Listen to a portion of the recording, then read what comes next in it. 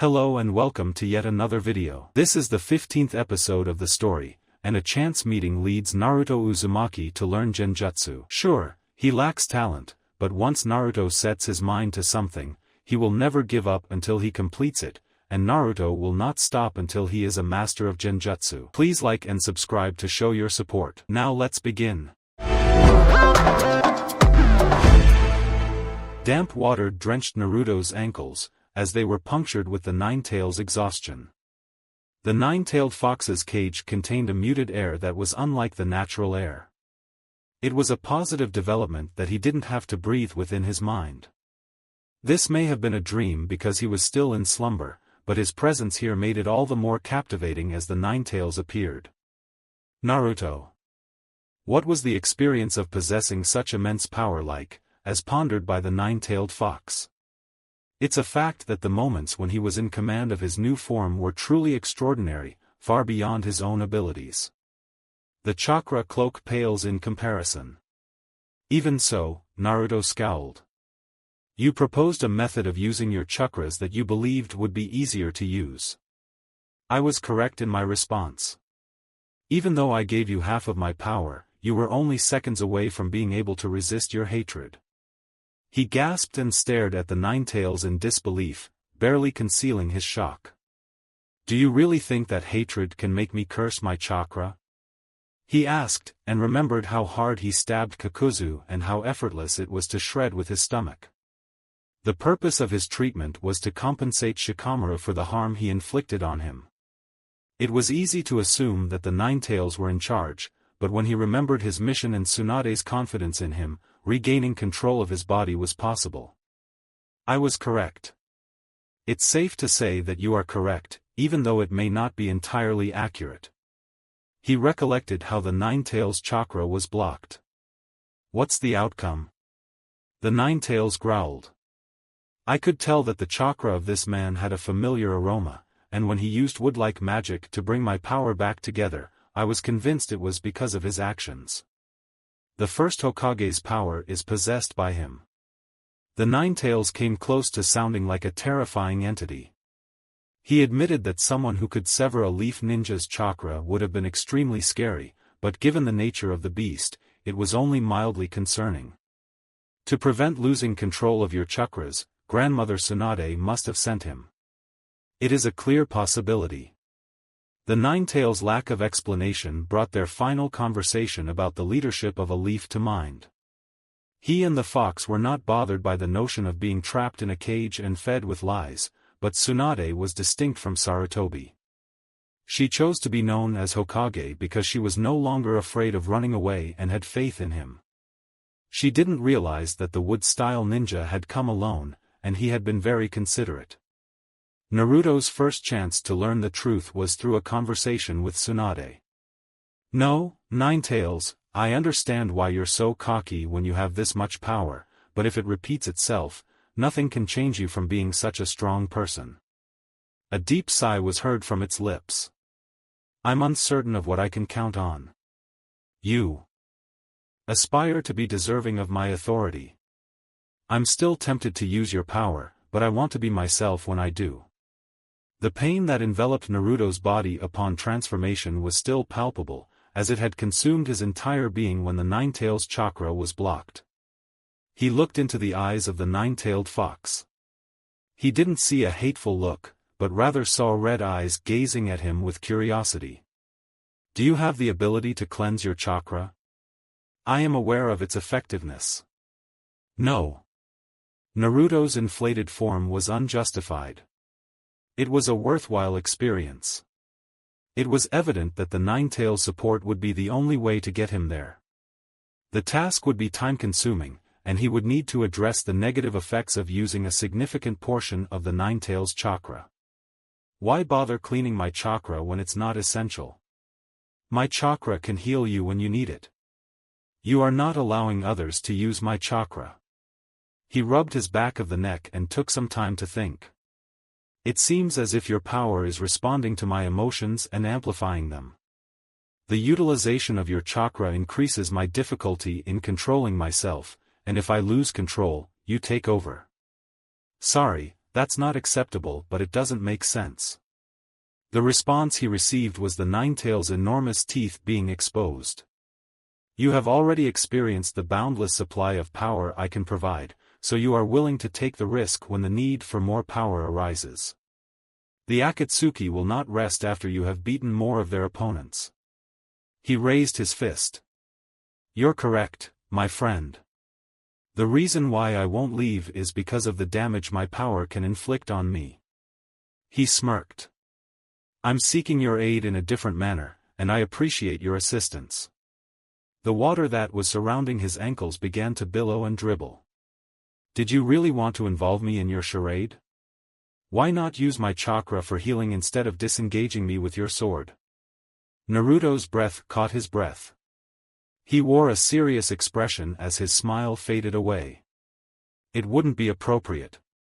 Moreover, there are things I am incapable of doing on my own, and you have a better understanding of how to use your chakra than I do. If a Jinchuriki and its tailed friend can cooperate, why are we not interested in working together? We're both here for the same reason. A low noise was heard coming from the cage, and Naruto's bones were pierced with vibrations. Naruto was unable to discern the humorous behavior of the Ninetales. You have a lot of ground to cover before I will see you as my match. He regained his smile. You're under the impression that there is a possibility. It's impossible for you to detect any indication of my genuine hatred. Naruto's smile kept on growing bigger and bigger as he got older. I'll have to triumph over that hatred, which I no longer have the ability to handle. By doing it, I'll be closer to being deserving of using all your power. Perhaps he could earn the Nine-Tailed Fox's respect and eventually establish a genuine friendship. It's a tough task to make that happen, but anything worthwhile wasn't done. Naruto's skin rubbed and itchy, looking as if it had been peeled off, but was tan instead of red and exposed to the air. He poked his cheek and felt his whiskers. He had a dream about that fact, as he put it. Despite the fact that he was in the Leaf Village's main hospital and someone familiar was approaching his room. The green eyes that appeared on the door of his room were a sight he could see. You're awake, Sakura declared. She exhibited a smiley expression towards him. Naruto, how are you feeling? I thought it would be worse, he said. Behind him, Sakura shut the door. Your injuries were damaged and the damage was not immediately apparent, but upon seeing you, your body was already starting to heal. It's a positive development to hear. Despite being slightly shaken, he was relatively safe when compared to Shikamaru. Shikamaru. After a brief moment, Naruto closed his eyes and searched for his friend's chakra signature, just like Shizune and another medical ninja. The atmosphere was peaceful. Naruto sighed in relief and then gazed at Sakura, who had approached the side of his bed, with a perplexed expression on her face. What's the story behind that? Just checking on Shikamaru. Are you aware of his condition? He hasn't had surgery yet, but he is through with the worst. Her eyes shone with a smile. I have a feeling that he'll be able to do it, I think. Naruto's expression was a smile. That's fantastic. I'm only having a quick checkup, so don't worry. She placed her hands on his chest and scrutinized his body by utilizing her chakras. You seem to be bouncing back nicely. Softly, it's so nice. Who was the person that provided me with a seizure on site? The rest of the work was done by me when you were brought here. Shizune had the ability to heal you completely, but she emphasized that managing Shikamaru's injury was more challenging. She didn't hold anyone responsible, as she had to assist Shikamaru before he fainted. Naruto's wounds would heal more rapidly than the others. Thanks, Sakura, for bringing me healing. We extend a warm welcome to you. She raised her hands to her sides. You should refrain from exposing yourself to irritation until you're prepared for missions. In addition to that, you should be able to leave within an hour or two. He scrutinized his hands for any indication of what he was holding. When faced with a mission as demanding as that one, taking sabbatical from work appeared to be very attractive. "Sakura, do you have a question for me?" she asked. She nodded off. "Agreed, proceed with caution. You were on the job, right?" She nodded and expressed her opinion. She asked, "What do you think I should ask if you could join me?" with a grimace on her face. "I returned this morning after you and your team had left, just a few hours earlier. As Shikamaru was being healed by Shizune, Lady Tsunade requested that I heal her. I hadn't exerted too much pressure during my task, so there was no reason for me to decline. She said, can you imagine what it was like when your mission came to be? Turns out she disappeared in 1 second. I stumbled upon Sasuke." Naruto shook his head in frustration. Sasori disclosed that he had been scheduled to meet Kabuto Yakushi in the Land of Grass before his death. It happened at the same time as information about Orochimaru's whereabouts was relayed to us by one of Lord Jiraiya's spies, prompting Lady Tsunade to request that we intercept the meeting. To sum up, we were able to infiltrate Orochimaru's base, which is where I first met Sasuke. He maintained his gaze on Sakura's face, observing how she was trying to mask her true emotions with a stillness and composure. He was accustomed to doing that, but it didn't always lead to success when concealing everything. I went after him, but Orochimaru impeded my approach. My efforts resulted in me isolating Sasuke and having a conversation with him. I was unable to bring him back, but I gained more knowledge about his reasons for leaving the village and shared my emotions with him. Naruto's expression was one of a frown. You still want to bring him back? Sakura frowned and reminded him of her promise. It's clear that I follow the same logic. I made it clear that he would be welcome with us, Kakashi-sensei, and you. I offered to assist Itachi in his death if it meant returning home, as he is the only one capable of doing such things. The size of his eyes grew larger than usual. Are you willing to do that? I am determined to outmatch Itachi's strength. The frequency of surprises is increasing. He's remarkably strong, don't you think? She had a strong, unyielding spirit. I don't have to bring Sasuke back because I want him to keep his word. He wiped away his frown and smiled. That sounds like a fantastic idea. Don't go overboard, Sakura said softly before giving a slow down. I refuse to do it. I have a better understanding of the situation. He muttered, do you see me? What's the subject of your attention? She muttered her lips. Niji shared with me the details of your actions towards Deidara, and I was informed that your battle against Kakuzu had already taken place. It doesn't seem like you're putting on any kind of resistance. Naruto's eyes were hard to see. I didn't find any reason to hold back, as it was either of them or me. They don't deserve any sympathy. Her gaze softened, revealing genuine worry. No, they don't, he added. Naruto, I don't mean to be blamed for your actions, but if you want to protect yourself from the Akatsuki, you shouldn't. You're not the same person as that person. He questioned, are you familiar with me, at first, but then he stopped and said, you don't even know me. Sakura was attempting to make him feel more rational, and she did. His intense desire for revenge for Gaara's death led him to torture Deidara with Genjutsu, while his desire to inflict harm on Kakuzu for wounding Shikamaru resulted in him wielding an excessive amount of the Nine-Tails chakra. Engaging in verbal exchanges with her as a means of following her own wishes is not beneficial for either of them. It's not something I'm aware of. He sneezed and resumed resting on his pillow. I'm not interested in being someone I can be. Unless my life was in danger or my friends were strong enough to convince me, I would be willing to do whatever it takes to stop the Akatsuki. What else can we do? Sakura requested, holding a hand on his shoulder that was gentler than fleece. Even if I've learned anything, there's always a different perspective you're not aware of. You simply need to keep your eyes open until you find it.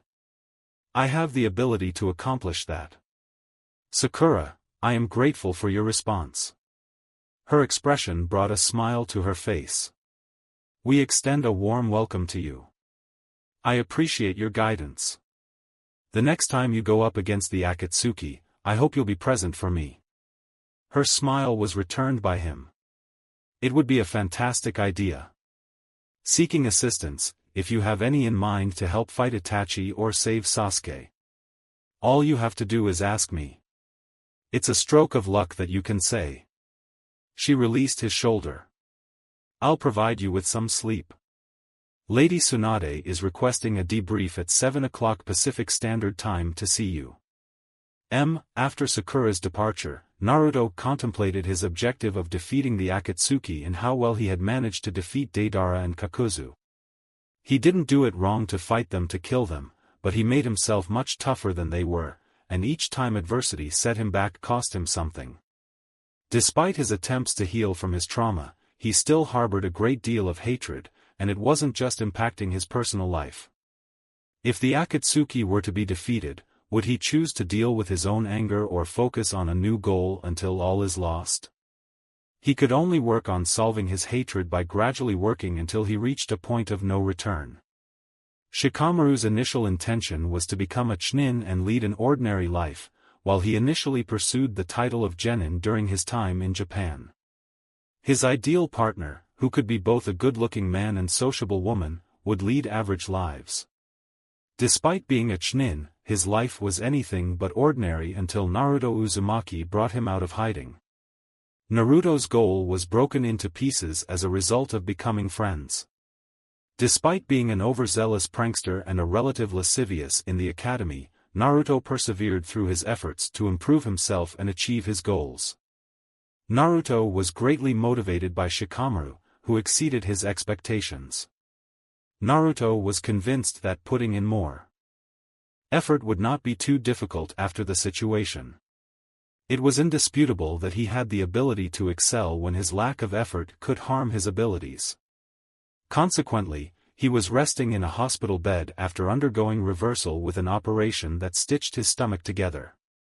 Kakuzu's injury was more agonizing than any other he had ever encountered, and the scar left by his wound would remain for the rest of his life. Despite this, he was awake, and shortly after, his speech could be heard from those who had visited him. "It felt different to me, knowing that he battled with his life and emerged from it as if someone had sprinkled hot spices on top of him. The fine texture of the sheets that covered his legs and torso was due to their lack of sustenance. The window's warmth and the fact that it could warm his skin were impressive." Shikamaru's expression was one of pure happiness, as he smiled. Naruto had induced him to behave in such a way. He had taken risks before, but they were calculated and only paid off after he completed them. His teammates would sometimes be unsure of his path until the plan had been successful. Nevertheless, the ultimate clash wasn't comparable to that. The absence of space meant that there was no way to plan and counter this raw power with a speedy-paced strategy. Kakuzu was unable to be stopped entirely by his shadows, and even from such close range, he couldn't avoid his tendrils. It was almost a state of disaster. Nevertheless, his standing position allowed him to continue fighting. Consequently, he diverted Kakuzu's tendrils from his heart with his shadows. His breathing was maintained solely by this factor, and the air he breathed had never been so refreshing. He reminisced about how wonderful it was, lounging in his bed until his first visitor arrived. Naruto inquired if they were still living. Shikamaru's expression was one of pure happiness, as he smiled. "I'm still alive, but not yet." Naruto sat in the chair that was adjacent to Shikamaru's bed. Naruto's shoulders and back were positioned directly against the chair, rather than leaning forward. Over time, he had noticed an improvement in his posture. Despite his mother's attempts to persuade him to sit comfortably, Shikamaru was convinced by his desire for a good slouch. Naruto inquired, "How are you holding up?" "Much more satisfactory. Do you have any questions?" "It's not bad, just itchy. Just recently, I was discharged from the hospital. Can you tell me what took place during the mission?" Shikamaru's expression paled in agreement. It seems that you took Kakuzu's chakra and tied him up for capture. As expected, that's accurate. Naruto squirmed as he held onto the fabric of his pants. You're not welcome here, you shouldn't be. If I had the ability to move faster, what would happen? Say no more about your own behavior, don't blame yourself. The risk was apparent when I agreed to undertake the task. I was eager to be present in the moment. Naruto's eyes were sparkling, as if she was about to cry.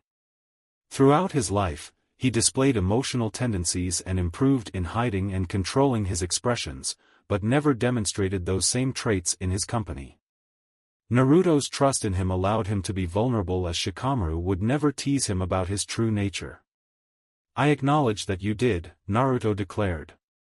That's the reason why I picked you. An eyebrow was raised by him. You questioned, did you answer? I thought it would be great if we could all collaborate on a mission to teach others the sensation of defeating an S-rank ninja. Thanks for that. He bowed his head in a serene manner. I never thought you would be hurt, but seeing it happen was a complete letdown for me. Shikamaru's expression was one that indicated he didn't smile. It's a real letdown when you get skewered, but an injury like this won't hinder me. Despite losing to Kakuzu, I'm determined to persevere and understand the significance of my sacrifice. Naruto's smile bounced back, but only in a way that made Shikamaru realize his altered state of being. Exquisite. Shikamaru chuckled. I was deeply moved by the speech you gave, and it left a lasting impression on me. If you had not taught me, I wouldn't have been able to defeat Haiden. After Shikamaru nodded and made Naruto smile, you knocked him out? I was confident in your ability to do it. Shikamaru's expression was one of pure happiness. Thanks for having faith in me. I pondered deeply on what you were telling me, and I believe I comprehended it now. The goal is not to win, but to have the courage to put in effort, regardless of the outcome. My goal was not just to defeat Haiden, but to defend you from him and make it happen. Naruto's response to the question, why, was so eloquent that it was difficult for him to hear him. Your life holds significance for you as well. He massaged his face. Naruto, I consider you one of my closest friends. My primary objective in battle is to ensure the survival of those closest to me, by fighting for their lives and not just my own. If I commit to doing that, there's no stopping me.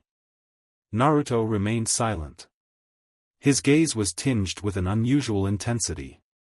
Several instances were witnessed by Shikamaru, including when Naruto informed him of his potential to become an expert in Genjutsu and their first friendship. Your strength comes from wanting to protect your loved ones.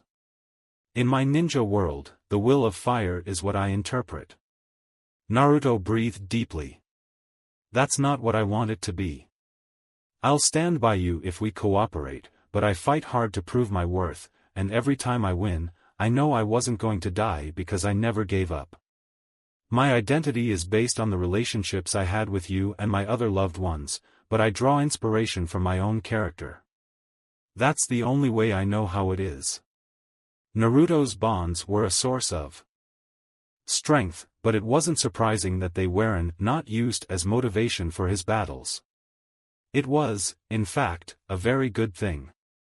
Due to his lack of companionship, Naruto had to rely on his own abilities and strength. He had been aware of fighting for others for a long time, and he took that knowledge for granted. It's something I can attest to. Our goal is to improve the quality of life for those in our community, so we put ourselves at risk and fight for our own survival. By safeguarding our village, we ensure the well-being of those living in it, and strive to create a better future for them. It is imperative that we safeguard those individuals to ensure they have a distinct future. Naruto's expression was one of a frown. You've been reflecting on this, have you? Honestly, I didn't think of it until recently. Asuma-sensei had informed me about this before, but you provided me with the inspiration to implement these ideas. He nodded and remained rigid in his seat. He was convinced that even if Naruto wasn't convinced, it was fine. The realization that Shikamaru was on the right path made him appreciate his conviction more than ever before. Regardless of Naruto's actions, he would always have his back. Naruto nodded and asked, "Do you always feel alive after a fight?" "Alright, I am. That's the way I feel right now. It's quite dissimilar to other situations." He had a rather serene smile on his face. "You've come to the realization that you understand it. Shikamaru, I have great pride in you. Naruto, I feel a sense of pride in you as well." The door was knocked down and then unlocked by someone. Temari was able to enter the leaf and move inside. "Is this a sign of being off guard?" she inquired. Naruto shook his head in an instant. She said, "I was going to go out for a while." He got up and confronted Shikamaru. "Thanks for your contribution, Shikamaru. I'm grateful for the time you've spent thinking about it." Shikamaru's expression was one of pure happiness. "Anytime, Naruto," he nodded and headed off to the exit. Naruto was interrupted by Temari, who then muttered something in his voice. Temari sat on his bed and turned around his legs after the door was closed. Shikamaru inquired, "When did you come to this place?" Temari's expression was one of pure happiness. "This morning, I woke up to find myself in bed with no sleep. I'm going to be in the leaf for a few days, so you can expect to see many of me. It seems unlikely that I will be doing much more than sleeping and eating. It's akin to what you typically do, which is quite similar. If you're interested, I have a shiki board available for you to bring. You're aware of me, and you know who I am." Shikamaru observed Temari's teal eyes with fascination. "I anticipate securing a promotion after my departure from this location." Temari's smile grew larger. "What prompted you to change course?" "You persistently ask. Nonetheless, your decision to do it is appropriate. It's not possible for me to be complacent. If I am unsuccessful, I will simply keep trying. Awesome feats of imagination. I'll guarantee that you're prepared." Shikamaru's expression was one of pure happiness. "I trust you to be my savior." In case I disclosed this to his younger self, it would be improbable that he was struck in the head. He didn't anticipate that his life would be this way, but for the time being, he wouldn't make a single change. While Naruto was waiting to speak with Temari, Hinata discovered Shikamaru and expressed her happiness that he had been safe. Her suspicions that Kakuzu was a Jinchuriki were corroborated by the results of his fight with him. She had remained the way she was. He said, "I'm glad I was able to fight the Akatsuki with you. If I can help it, they won't take you into custody." She wasn't the only one who arranged it. Despite being asked by Tsunade to assist in strengthening the squad, Temari returned to the Leaf as an ambassador. She later joined Shino and the Wood-style ninja after Kakuzu's defeat. The sight of him in a state of fury did not scare her off. Contrarily, it was the exact opposite. She embraced him with affection. "I'm curious as to why you understood Gaara." "You are indeed, do you agree with Hinata?" Temari was being affectionate, but Naruto viewed it as a hug between two close friends, unlike the way Kane hugged his crush. After introducing Temari and explaining their relationship, they got along quite well. The Hidden Sands dialogue with Temari didn't make a difference as he accepted his role as the Jinchuriki, which was unusual. The feeling of being accepted was just as good when Iruka acknowledged him for the first time, almost 2 years ago. He was heartened by the fact that people wanted to be friends with him and fight for his safety, even though it didn't feel like it. He found himself in a state of confusion after entering Shikamaru's apartment, as his conversation with him about his struggle to protect his loved ones had been playing out. Shikamaru's actions were not deemed inappropriate. It appeared to Shikamaru that he had found something worth fighting for and living. He was aware that his identity would not be complete without the help of those he mentored, and these relationships helped him find stability during a challenging period and shape his character. He never thought of using his desire to safeguard another person as a source of strength. Shikamaru ensured the safety of his valuable subjects, and incorporated Naruto into the group. Shikamaru's lifestyle had a profound depth that was almost alarming, especially considering the rarity of people who were deserving of such honor.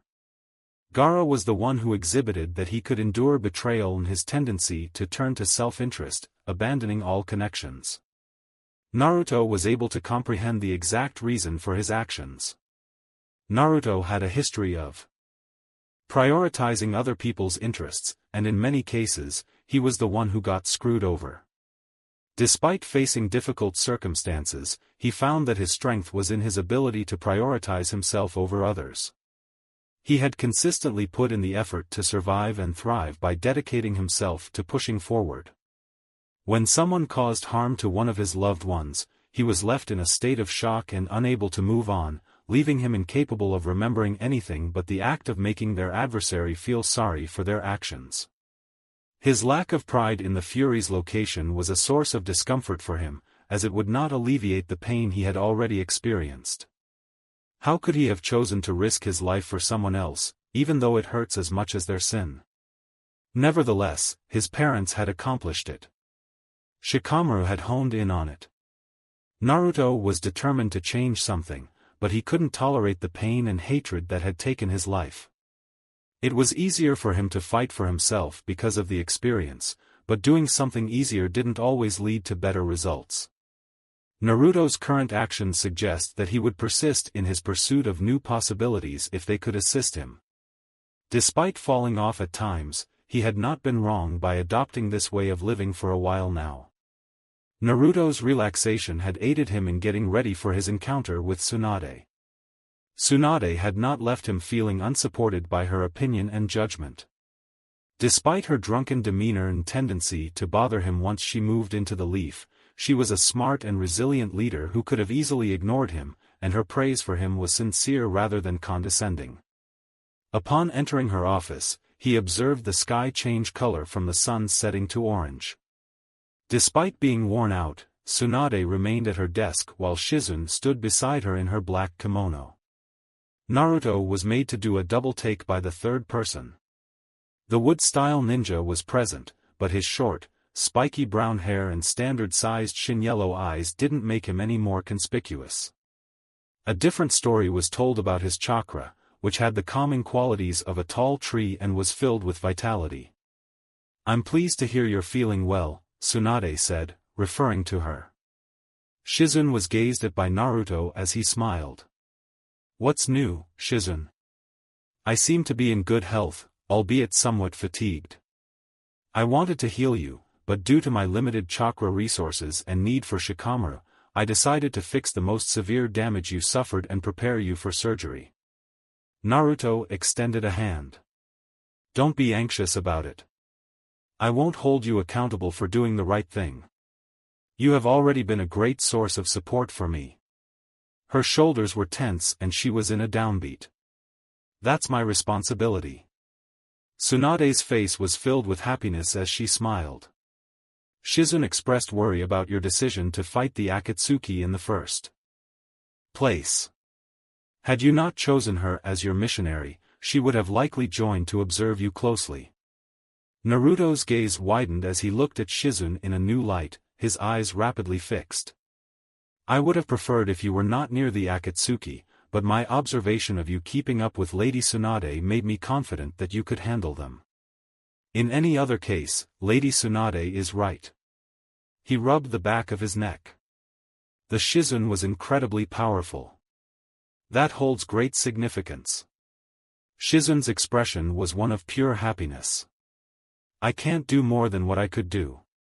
Tsunade had been observing them with a sense of contentment, her brown eyes beaming with happiness. She said, "There's someone I want you to meet." She looked at the wood-style ninja and gave him a nod. He came forward. "I'm going to be called Yamato," he said. "Naruto, it's great to have you around." Naruto's voice remained unaltered, echoing, "You, too. Your mission is my responsibility. Lady Tsunade has requested that I come to her aid. Upon my arrival, you were already looking after Kakuzu." I had planned to intervene if you required assistance, but you emerged victorious over Kakuzu with your own jutsu. Your ability to control the nine-tailed fox's chakra was fading, so I decided to restrain you. Tsunade's hands were on her face, with her fingers pressed into place. What motivated you to utilize so much chakra against Kakuzu? She questioned. He proceeded, elaborating on how he acquired the monstrous form, felt when utilizing it, managed to hold Kakuzu back with Genjutsu, and lost control after witnessing Yamato's arrival. I am grateful for your help, which is why I say, thank you. I sent Yamato along with a group to ensure your safety, and if the Nine Tails took over, I granted him the right to restrain you. It was unfortunate that it had to be done. He exhaled deeply. It's fine. As he had anticipated, Tsunade's focus was solely on his own well-being. It's unlikely to occur again. Tsunade's frown was visible on his desk as she put her hands on the desk. That's the truth. Unless you can prove full control over yourself, you cannot activate the form you used against Kakuzu. Despite this, you can still utilize the Nine Tails chakra, but only in a manageable amount and not for any other reason. Alright, I can assure you that, Mr. The tone of Tsunade was gentle. To clarify, Naruto, I want to make it clear. The nine-tailed fox's chakra was responsible for both the healing and poisoning of your body, as it caused cells to separate at a rapid rate while you were in that form. You'll spend years wasting your life on that much of a chakra, and I won't allow you to do that. It was exactly what he had anticipated. He would continue to suffer the consequences of the Nine Tails chakra not being cleansed of its hatred. The way it was said hit him more deeply than he had initially expected. Naruto stated that he would enhance his ability to control the Nine Tails chakra. I have knowledge of yours, and I will be collaborating with Jiraiya to aid you in accomplishing that goal. It's important to keep in mind that your health is our top priority.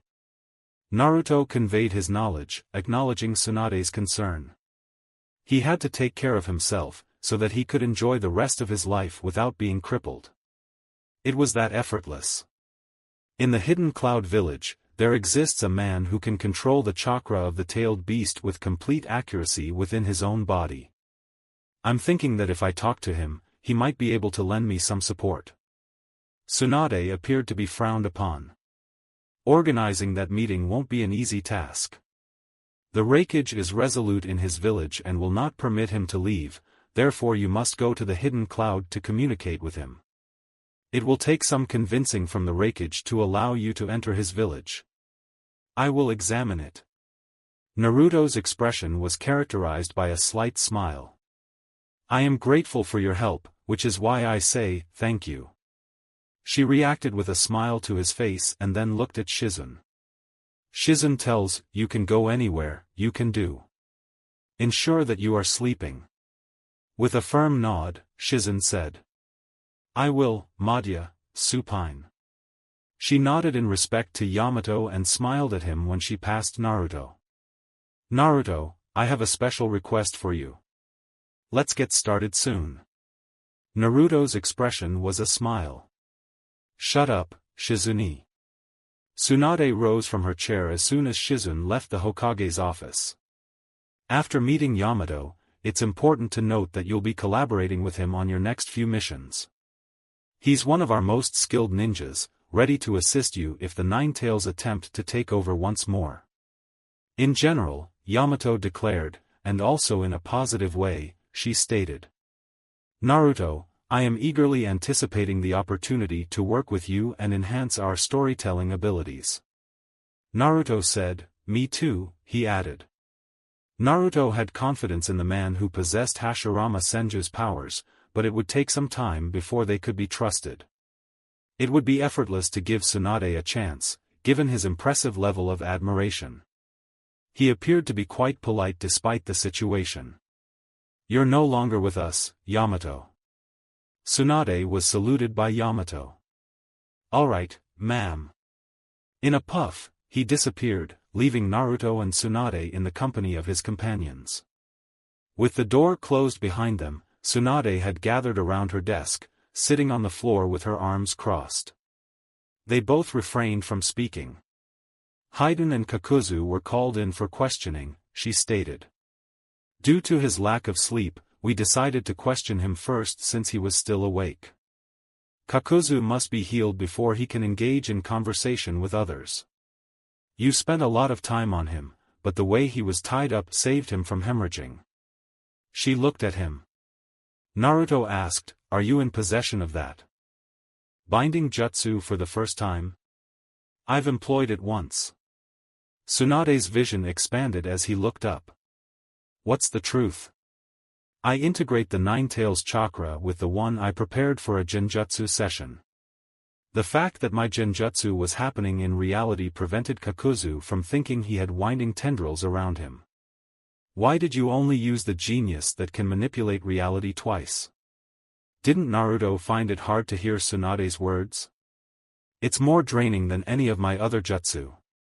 I must work with the Nine Tails to learn this Genjutsu, and it's not all for me. My chakra is the only option, and I'm not proficient at adjusting the Nine Tails chakra to assist me. Naruto believed that the battlefield of Blades Genjutsu could only work with specific types of Jinsha when he modified reality.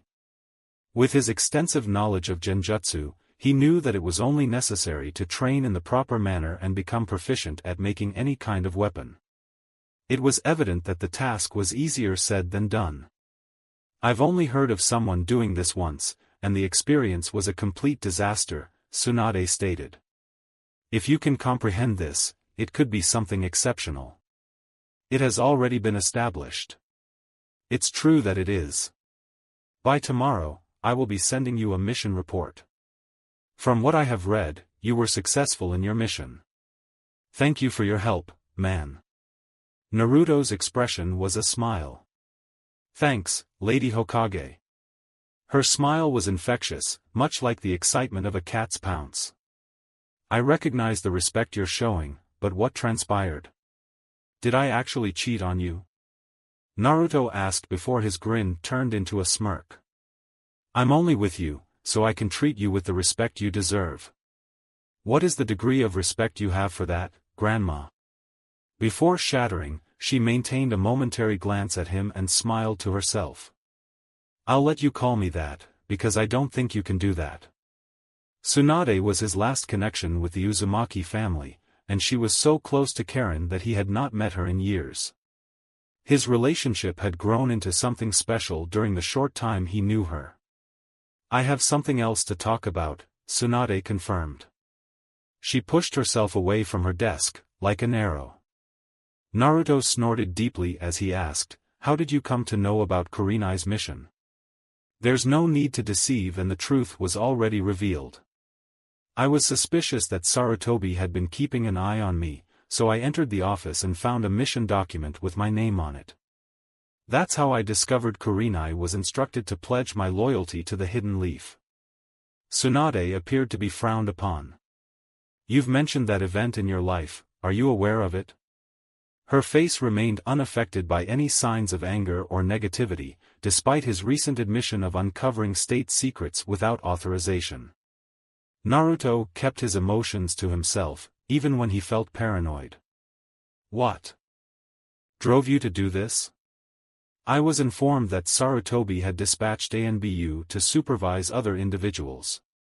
In my younger days, I discovered that a team had been assigned to observe me. I felt like Sarutobi hadn't trusted me with things I should have known, such as my parents' identities or my status as a Jinchuriki. I took the risk and learned who might be following me. Tsunade gazed at him like a hawk, his eyes perched deep into his vision.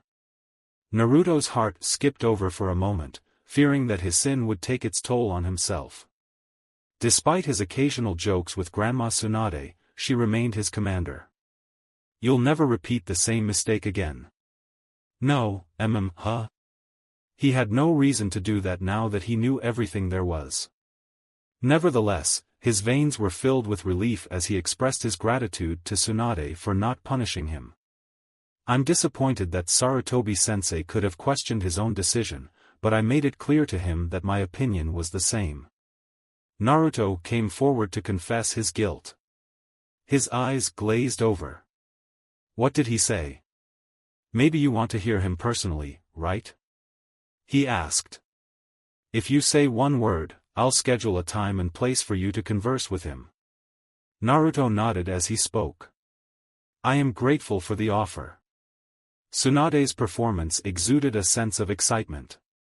You always seem to be devoted to our village and the Hokage, as I could tell from your words. Despite the things you've just told me, I still have strong emotions about them. He bit his lip for a brief moment. Are we supposed to have this mission? Tsunade asked. It was a prolonged period. We need to get a ninja attached to our village, but there are better ways to do that transparently. Without the necessity of a mission like this, Kurenai could have been instructed to encourage your allegiance. That sounded like it was.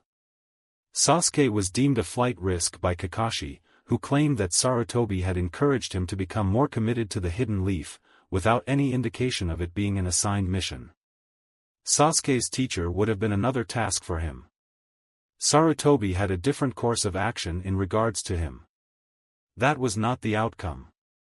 Tsunade made a breakthrough by taking action. Did your dream change since you met? Naruto asked, looking at his sandals and feet. It has been confirmed. Being a Hokage is not important to me. Tsunade's breath caught his attention, and he noticed that she was wiping the shock away from her face. She had a contemplative expression, with her eyes closed and mouth contorted. Why is it impossible for me to be Hokage? My dad is not my father. You're correct in my opinion. You're not your father. Naruto's gaze became smaller as his vision narrowed. You're aware of his identity? When she was younger, I had the opportunity to meet your mother too. You had her disposition, but above all, you're equally committed to her family and friends. Jiraiya, I would not have known your parents. He nodded and relaxed a bit. Thanks to all of you. Your parents' status as Hokage is not a significant factor in your decision to become one. You are the only one, and those who matter will recognize you. He grimaced and frowned. That's the truth. There is no reason for me to become a Hokage just because I wanted to be recognized and respected by the village. I am not going to use them as a tool or cause someone's death just because it produces results. I'm not sure that's what I wanted to say. Tsunade proceeded forward once more, until she was standing just a few feet away from him. If you had informed me during our first meeting, would have given the green light. What transpired? I've had a series of regrets and actions that have made me question my role as Hokage. My workload is far greater than yours, and a misstep could result in disastrous consequences. Being Hokage has been a challenging journey. Why bother? He asked, staring into her eyes, not trying to hide the intense intensity in them. It's not meant to be a simple task. I had to take on all the responsibilities that came with being a Hokage, and commit to doing my best to fulfill them. Failure to do so would mean that I wouldn't be able to help the people under my influence. I've taken all possible actions to improve the safety and welfare of our ninja and civilian populations, campaigned for changes in the Shinja hierarchy, and collaborated to avoid unnecessary deaths. I've exerted my influence to bring about the changes I desire in this village. Being a Hokage doesn't mean having to exert much power or resources, but rather focusing on living up to my principles and inspiring the people around me to become the best version of myself, without any external pressure. Despite her past disdain for Hokage status, she had grown increasingly passionate about the role, surpassing even his own desires. He was beginning to comprehend the true significance of Hokage's position, beyond the power and prestige it could bring him. Nevertheless, there was one thing that was missing and not within his grasp. Why did you end up as Hokage? Didn't you despise it? She muttered, holding her breath. I had a strong dislike for it and didn't find it appealing. It was a representation of everything that went wrong in my life. Although I had faith in my younger brother, Nawaki, who wanted to be Hokage, passed away at a young age. I met a man who believed in my dream of reforming our medical corps, years later. He conveyed to me that his ultimate goal was to become a Hokage, as he told me. I had faith in him, and as time went on, we bonded over the love. Despite my efforts, I was unable to save him from harm during the battle. His dreams were insignificant when he was dying. Naruto explained that what made being Hokage so significant was also important for him. What was the significance of having a dream when it could not be realized? He found himself with a dangling mouth after hearing what he had just said. The answer came unexpectedly to him, recalling his time in the land of waves. His hope in dreaming had been shattered, leaving him with no memory of the most important lesson from his mission. Tsunade's expression was one of wry and happy, with a smile on her face. I felt like a worthless healer, but I had enough of my loved ones dying without any apparent reason, so I ran away and let it go. He scowled at himself. It's a shame that you had to endure it all. What's the change? She asked. I had a chance to meet you and I'm now familiar with you.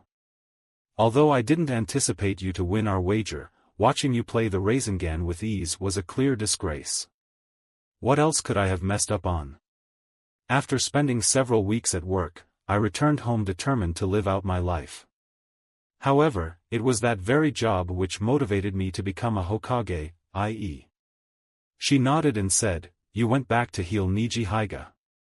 He said, The surgery I was about to conduct to heal my injuries had been very risky, but I thought it would be well worth the risk and I just wanted to keep being a ninja and not succumb to fear. I struggled to revive him, and the surgery was successful enough that Niji could revert to being a ninja. Despite the possibility of failure, he persevered in his pursuit of his dream. Regardless of my words, you put in a lot of effort to prove yourself. The will of fire was present in both of us, and it made me realize how much time has passed absorbed in my mind's eye when I thought about the past. Instead of dedicating more time to saving lives, I wasted precious time by sacrificing Shizen's life. The loss of time was irretrievable for me, but I couldn't undo it or let it impede my progress. By doing this, I was able to bring about the dream of Nawaki and Dan. She placed her hand on her hip. That's why I went by the name Hokage. Naruto let out a deep breath that was indicative of his holding. I'm happy you took the time to do it. Your work is commendable. Tsunade's face was filled with happiness as she smiled. It's something I hold dear to my heart. Despite your own doubts, I am confident that you have the potential to outdo anyone in my shoes. Naruto's eyes widened in amazement.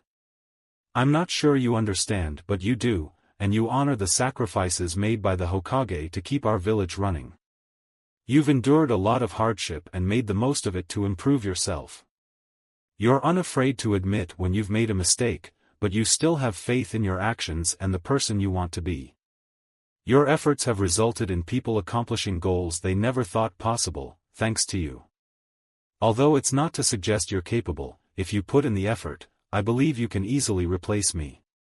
The strength and reputation that a good Hokage requires are already being developed by you. 2. Begin, all you require is a sound, sincere reason to start. Naruto's gaze widened as he realized that Tsunade was still glowing with honesty and respect. Tsunade's cynical and bitter nature was influenced by his own past experiences, as well as the trauma and grief that caused him to overlook the truth. Do you think I am capable of achieving it? Although I understand your reluctance to become Hokage, I want you to consider my words and the opportunities available if you accept the role. If you still don't feel like yourself, I'll respect your decision. With all your resources, you owe it to yourself to persist in fighting for your dreams. The discovery of that dream was a must-do for him. I am capable of doing that. Good. She untied his headband and reached behind his back. He was unaware of the reason until she pressed her lips against his unnoticed forehead. His cheeks grew wide open, the heat dissipated throughout his body. With her hand out of the way, she held onto his headband and pulled it back. Naruto, I feel a sense of pride in you, too. Naruto retrieved his headband, tied it to his forehead, and smiled. "Thanks, Grandma. Everything is subject to change." In response, she smiled. "I'd say that my job was well done if I can help you avoid repeating the mistakes I made." The sky was a reddish hue as he looked out of the window. The upcoming night was just around the corner, so it was time to go home. "Is it possible for you to show me one of your favors?" Naruto questioned. "What is it?" Naruto inquired. "Allow it to exit, in order to soothe his jitters. Tomorrow at 9 a.m., I am interested in having a conversation with Sarutobi. The rooftop of the academy is where it all happened. He's going to be waiting for you." He didn't want to make the same mistakes he had made before confronting Sarutobi, instead asking important questions and listening to advice that was given to him. Over the past few days, it has provided him with valuable insights, brought him a much-needed sense of well-being, and now he can truly take pleasure in doing so. The old man was about to be called out by him, and he was prepared. The time was 8:59 a.m. The ninjas of tomorrow were present at the academy, and they are currently engaged in studying and learning under the watchful eye of their instructors. On the academy's rooftop, there was little noise and only distant chirping birds, serving as a reminder of the possibility of someone or something interfering. Naruto would not allow that to happen. Nevertheless, his stomach was buzzing with butterflies, and nerves were weakening due to the strain. Naruto's primary aim was to provide Kurenai with focus and conviction, which helped him stay stable when he lost his balance and remind him of his duty. The objective of Sarutobi, however, was not as straightforward. He sought solutions. To get them, he would have to be at the top of his game. Despite having learned and witnessed, Naruto was only just shy of 16 years old. Hokage's tenure as Hiruzen Sarutobi spanned more time than his parents had ever spent together. Having been in charge of 2 world wars, he was proficient in all jutsu styles and reached the pinnacle of the ninja arena. It would be utterly deplorable to underestimate him. He had inquired about his family with the old man once, assuming that he had kept it hidden from him. He was unable to attend class due to missing many lessons, only to discover that the Uzumaki clan was honored in the Hidden Leaf's history. He was at fault for it himself. To what degree could this be explained by mere misunderstanding? It could vary greatly, but he couldn't wait until his readiness was at risk. He had to make this a part of his life that was to be taken away from him for good. What is the purpose of Nine Tails? You're the one who told me to uncover the truth. Would you be able to help me do it again? With the exception of ferocious laughter, the Nine Tails didn't reply. Naruto's zone of vision was impacted by a new chakra signature. His hair was covered in gray hair, balding on his crown and exposed to the sun, while he wore a black kimono shirt and matching pants, with mesh armor being visible beneath the shirt. Even with his Hokage robes and hat on, Sarutobi looked extremely unusual. If Kakashi were to remove his mask, it would be likened to him. "Good morning, Naruto," he said. "We haven't communicated in a proper manner for quite some time, and that seems to be the case now." Naruto's facial expressions were calming, and he breathed deeply. Despite the fact that Samui was known for his calmness, he had to remain composed and avoid wearing a cold mask during his visit. He could not afford to fail or let Sarutobi dominate the situation. Additionally, there were methods to convey his displeasure without resorting to a tantrum. "It has," Naruto declared. "You should come here," said our Hokage. Sarutobi looked into her eyes and asked why she had said it. To do so, he had to look up at Naruto. Nevertheless, his presence was felt as significant as ever. "Tsunade urged me to be on schedule, for your own good. She failed to clarify your intention to talk to me." Fortunately, he had arrived on time. It was time for Naruto to take on his role. "I'm seeking your input on a few inquiries. You're going to be truthful." Naruto's gaze remained fixed on Sarutobi as he searched for any indication of worry or nervousness. The old man's face seemed as if it had been written on stone. There was nothing left for him to examine. If there was a chance to see the kind-hearted elderly grandfather who loved everyone in the hidden leaf, it would be difficult to find him. Very well suited. What is the first thing you will inquire about, if the village found out I was a Jinchuriki?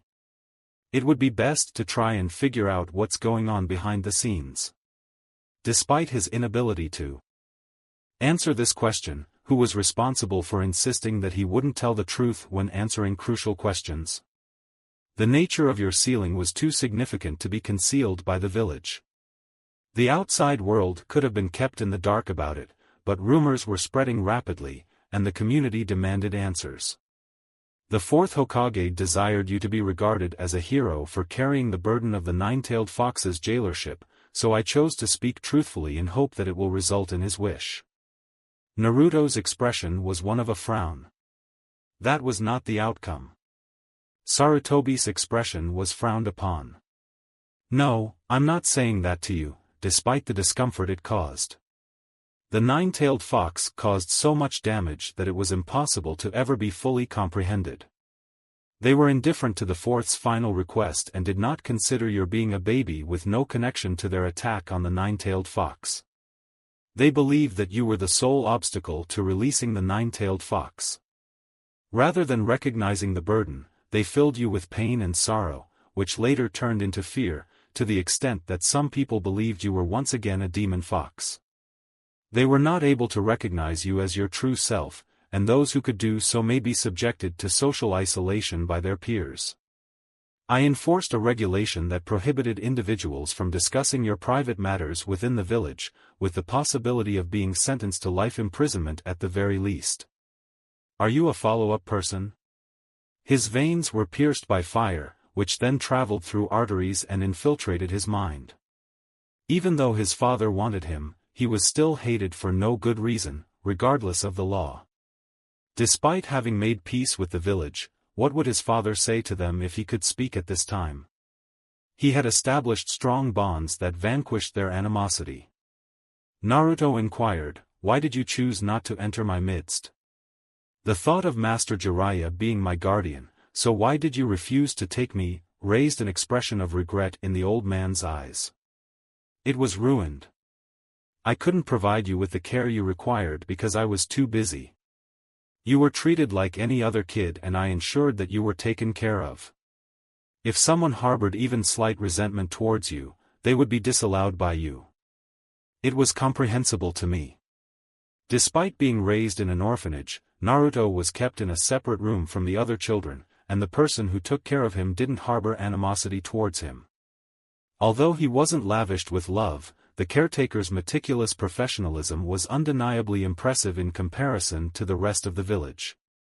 "I promised to be a constant presence in your life, providing guidance whenever I could. Did you feel satisfied?" Nonetheless, I had to care for the village as well. It also seemed true, the old man was a real grandfather to him when he was young and had impressionable traits. Despite the overwhelming emotions, he felt lonely because of the indifference towards a single person. What prompted him to change? Was it just another mask? Why did you not inform me that I was the Jinchuriki of the Nine Tails? I had intended to tell you when I became a genin, when my age allowed me to understand the burden and responsibility that came with it. I was anxious that telling the truth would strip away your innocence from you. Naruto's spitting was evident through his sharp, firm teeth. He breathed deeply and let out a loud sigh of relief. Ignored any anger. With a grimace on his face, Sarutobi contemplates, "Maybe it isn't true the villagers have hated me without any reason. It's not a question of course. My hope is that you can have a joyful childhood devoid of any emotional attachments. Your circumstances may prevent you from having the same childhood as an average child, but I wished you would create lasting memories that you could look back on in times of hardship. The law that I introduced to you was written with the intention of presenting you as you were rather than being judged by your peers. I expected that the locals would not reveal your identity to their children, allowing you to establish social connections. Nevertheless, I misunderstood the truth. they didn't allow their kids to be like you. Wishful, unenergetic thoughts are a common sight. Is it a disadvantage to think that people can overcome their biases by thinking differently if given the opportunity? If this is the case, why did you choose not to let someone else do it?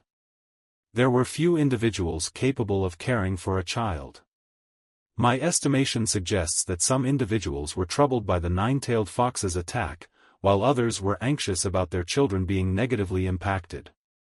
In the end, I abandoned that strategy and made the decision to observe you as closely as possible. Naruto shifted his gaze to the side of the room. You said, if anyone asks me what I do, you can take care of me. That is the truth. The old man's level of openness was higher than anticipated. Sarutobi's efforts to care for him were insufficient, as he couldn't make the villagers feel his presence or even dislike him.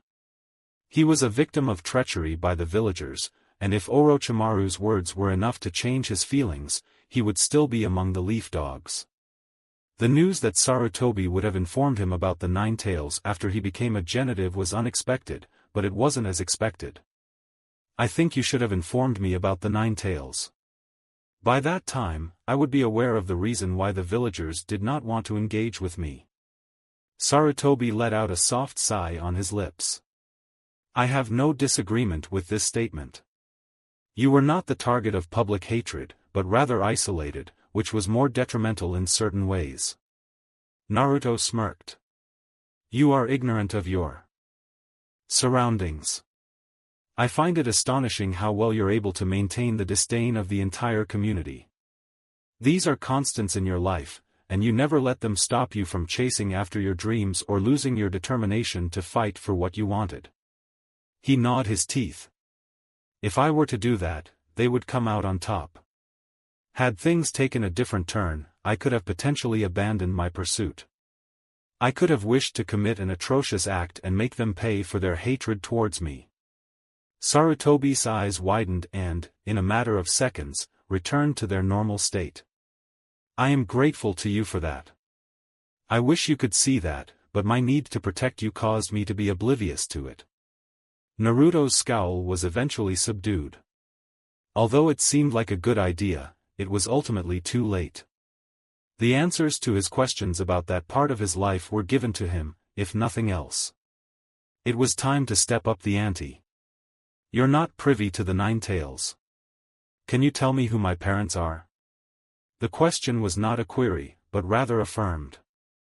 It is true that I do. Minato Namikaze and Kushina Uzumaki are the parents of this child. Why did you keep denying their names when repeatedly asked? Despite the pain, he made a speedy recovery. As a child, I had reasons to keep you informed about this matter before adulthood. I'm reiterating by saying. The old man shattered his posture. Why do you choose to live in the red light district instead of the market district where other orphans reside? Naruto asked. What is the significance of my being accompanied by a group of ninjas from the village hidden in Stone Age, prior to your placement in an apartment? They came to sign a trade agreement between our villages. I signed an armistice with the Tsuchikage to conclude the Third Shinobi War, and I intended to extend it in perpetuity. The trade agreement was put into effect without any significant hindrances. Nevertheless, a Tsuchikage's male companion went to the orphanage. He was completely curious to discover if Minato had children, but his actions were foiled by our ninja and he ended up in jail. Through the use of the Stone Ninja's infiltration, I was able to negotiate a favorable trade agreement with the hidden Stone Village. I let him go after securing it, as he had not seen you in a while. I had thought about disclosing your parents' identity, but the Hyuga clan scandal and that effort made me reconsider. To ensure your safety, I would not disclose your parents' name, to give you reasonable cause in case you encountered an enemy with malicious intentions. Naruto's gaze broadened inward and became wider. Shikaku's explanation was almost entirely on the money side. The reason for his ANBU squad's monitoring was that he had come close to being kidnapped. Even though I was away from home, being watched by ANBU didn't pose any difficulty.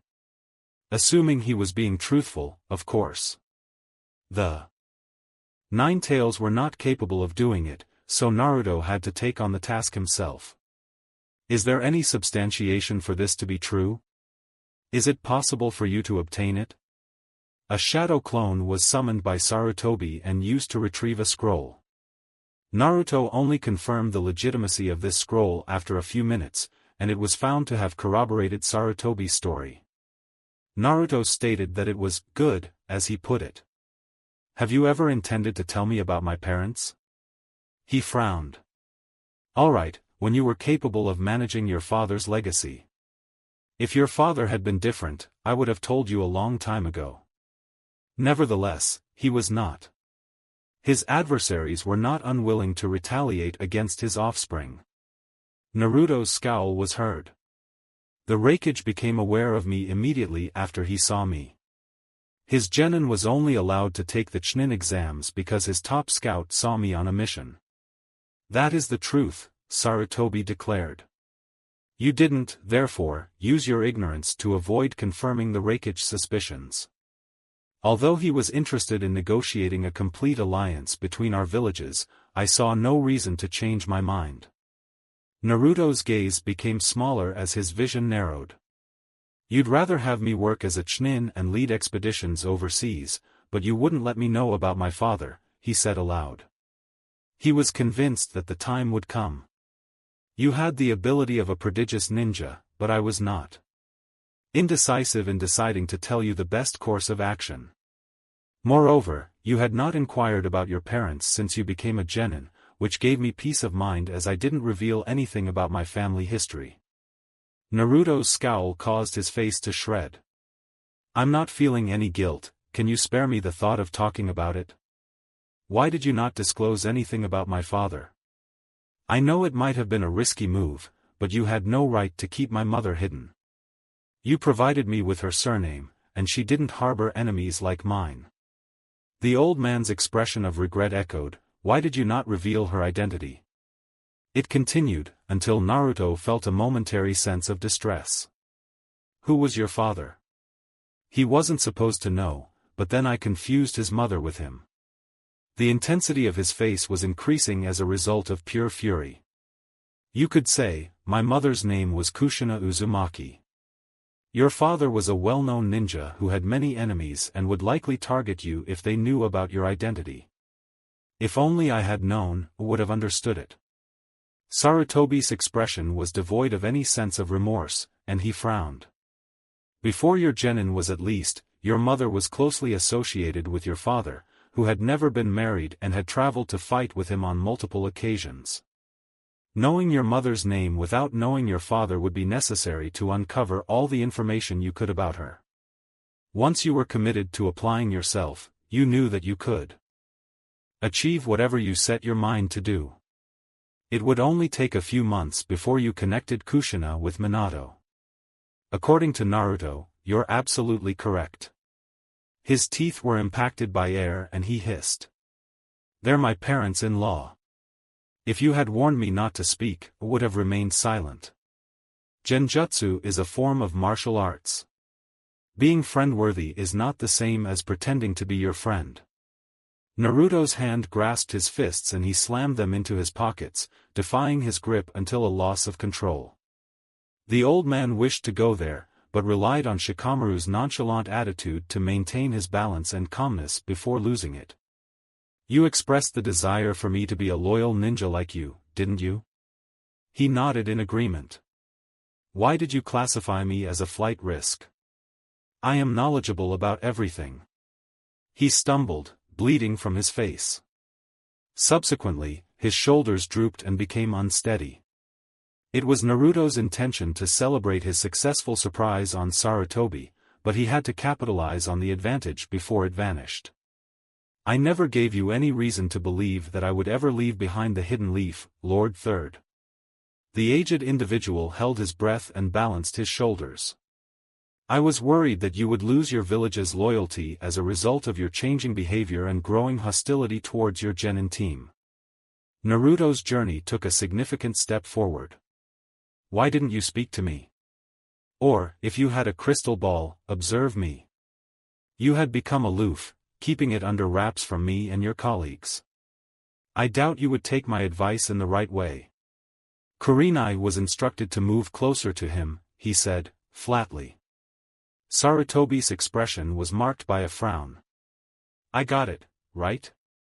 The fact he had to admit the truth was a relief, but it also brought back memories of old hurts. He was about to burst into tears, but his eyes were hardened until they resembled the furthest away from him, unrecognizable beyond measure. He has no intention of losing, not in this place. Why did she choose not to be Kakashi-sensei? I requested her to reveal any details that she deemed significant about you, which led me to uncover your animosity towards the village. Upon receiving such alarming news, I made the decision to act. I implored Kurenai to instill a sincere devotion towards the hidden leaf in you, by means of all possible methods. Naruto's nose popped open. We were in a relationship, but you told her to do that, he said with an immediate shock that left Naruto's heart broken. No, the speaker replied. Nevertheless, I was informed about your relationship. I gave my approval, with the condition that Kurenai was a responsible person and that this partnership did not undermine your trust in her. The mission was not authorized and never meant to be executed. He exhibited a bewildering expression by murmuring. You mean, dear man? You know, it compromised my faith in her. Besides that, your mission caused her to suffer as well. Sarutobi's expression was one of genuine regret, despite his previous frown. Kurenai's dedication to her students is commendable. That's the reason why I asked her to assist you. Nevertheless, it was still a mission of loyalty. Naruto inquired if you had ever given other loyalty missions. He nodded and made a grave comment. Yes, of course. Sasuke Uchiha, your former teammate, was involved in one of the incidents. Sasuke was informed of my plans by Kakashi, who had already expressed his desire to bond with him. I did not hold him responsible for doing it, as I gave him Kurenai's orders. It's unsurprising that Kurenai became polarized. She once requested my resignation from the mission, as she believed you were already committed to your cause. I declined, citing the fact that this relationship was already benefiting you in many ways. She wasn't content, but while you and Jiraiya were on the hunt for Tsunade, she found a way to make amends that made her happy. Although it may have been difficult for her, she should have prepared for the worst and let him know if she was willing to abandon the mission. Discovering his actions was much more difficult than it is. Naruto inhaled his breath through his nostrils and then let it out gradually. You'd keep this mission hidden until you die, she said. Please correct me if I've made an error. You are not, Sarutobi declared. In the event that it worked, telling you would not have been required. If it hadn't worked, telling you would only intensify your anger towards me and the hidden leaf. Nevertheless, I did not prevent Kurenai from disclosing this information to you, but advised her against it. The mission was a humorous incident as it failed and succeeded at the same time, but for incorrect reasons. I'm not sure why I put myself in this situation. Why would my parents want me to take such a risk? That was not their preference, and I refrained from doing so for a considerable amount of time. Despite trusting others and using my judgment with great care, I was betrayed and used for evil purposes. After a long-time friend went against my advice, I made the decision to let that be the last sentimental test. Sarutobi's gaze caught the attention of Naruto, who was filled with regret, sadness, and melancholy. What an impressive deed! Regardless of your thoughts on me, my sole expectation was for you to demonstrate your exceptional qualities to this community. If your loyalty to our village had vanished, there was a possibility that you would only act in your own interest and distance yourself from the rest of the village your parents sacrificed to safeguard, or worse yet, abandon it entirely. I advised Kurenai to ensure his loyalty before a similar event took place. Ideally, you would be committed to the village and your connection with Kurenai would serve as a stronghold on the community, while also earning respect from those in the area. It didn't work out as expected. He gave only one nod in response. Did that really happen? The old fool believes everything he said, according to the Nine Tails. It's absurd, but not intentionally. The truth can be used to manipulate the unaware. Naruto released his hands from his pockets, shook them, and let them hang at his sides. His tenant was listening. Overall, it was a fairly informative experience. Despite some of his explanations being absurd, most of Sarutobi's answers were in agreement with what he already knew and explained what wasn't entirely clear. He could have pressed harder, but he wanted the truth and got it. If the old man had been quick to prepare this, Naruto would have been greatly impressed, but there is a possibility that he may have faced these dilemmas for an extended period. Naruto inquired, one more question. What's your identity as a Hokage? The ex-Hokage inquired. The Hokage is obligated to maintain the welfare of all members of their village as if they were their own family members. By nurturing a villager's talent and setting societal standards, they can achieve their dreams and thrive. Regardless of the expense, a Hokage must also ensure the safety of their village. Despite that, I haven't been able to afford paying for that amount. I worked towards achieving peace during a time when our world was not equipped to respond in kind. I chose to delegate that task to others instead of taking it on myself. Throughout my life, I have been curious about the consequences of altering my behavior. Despite Naruto's calm demeanor, his face remained unchanged. You experimented with it alongside me. Yes, of course. He nodded and seemed surprised by the admission, which he found to be quite fitting. If Sarutobi had resented him and used his kind personality to control him, as a puppet master would have done with his dancers, it would not have been difficult to do so. The third Hokage was as intricate as the reality itself. Does being a Hokage require skill and ability? No, not at all, is the answer. Naruto would never doubt that again. It didn't excuse him from the burden of Sarutobi's demons. He couldn't justify exploiting Kurenai's connection with him either. It was within his power as a Hokage to guarantee Naruto's loyalty, but not in the same way. Their relationship was unlikely to last. Was it necessary? The old man was no more an Hokage. The problem was not the village itself, but rather the people, as evidenced by Tsunade's actions. Upon hearing your mission, I contemplated quitting the Hidden Leaf job. I pondered it while traveling with my master. Prior to my return, I even pondered it. I initially averted my gaze because I didn't want to validate your paranoia, but as I matured, so did my motives.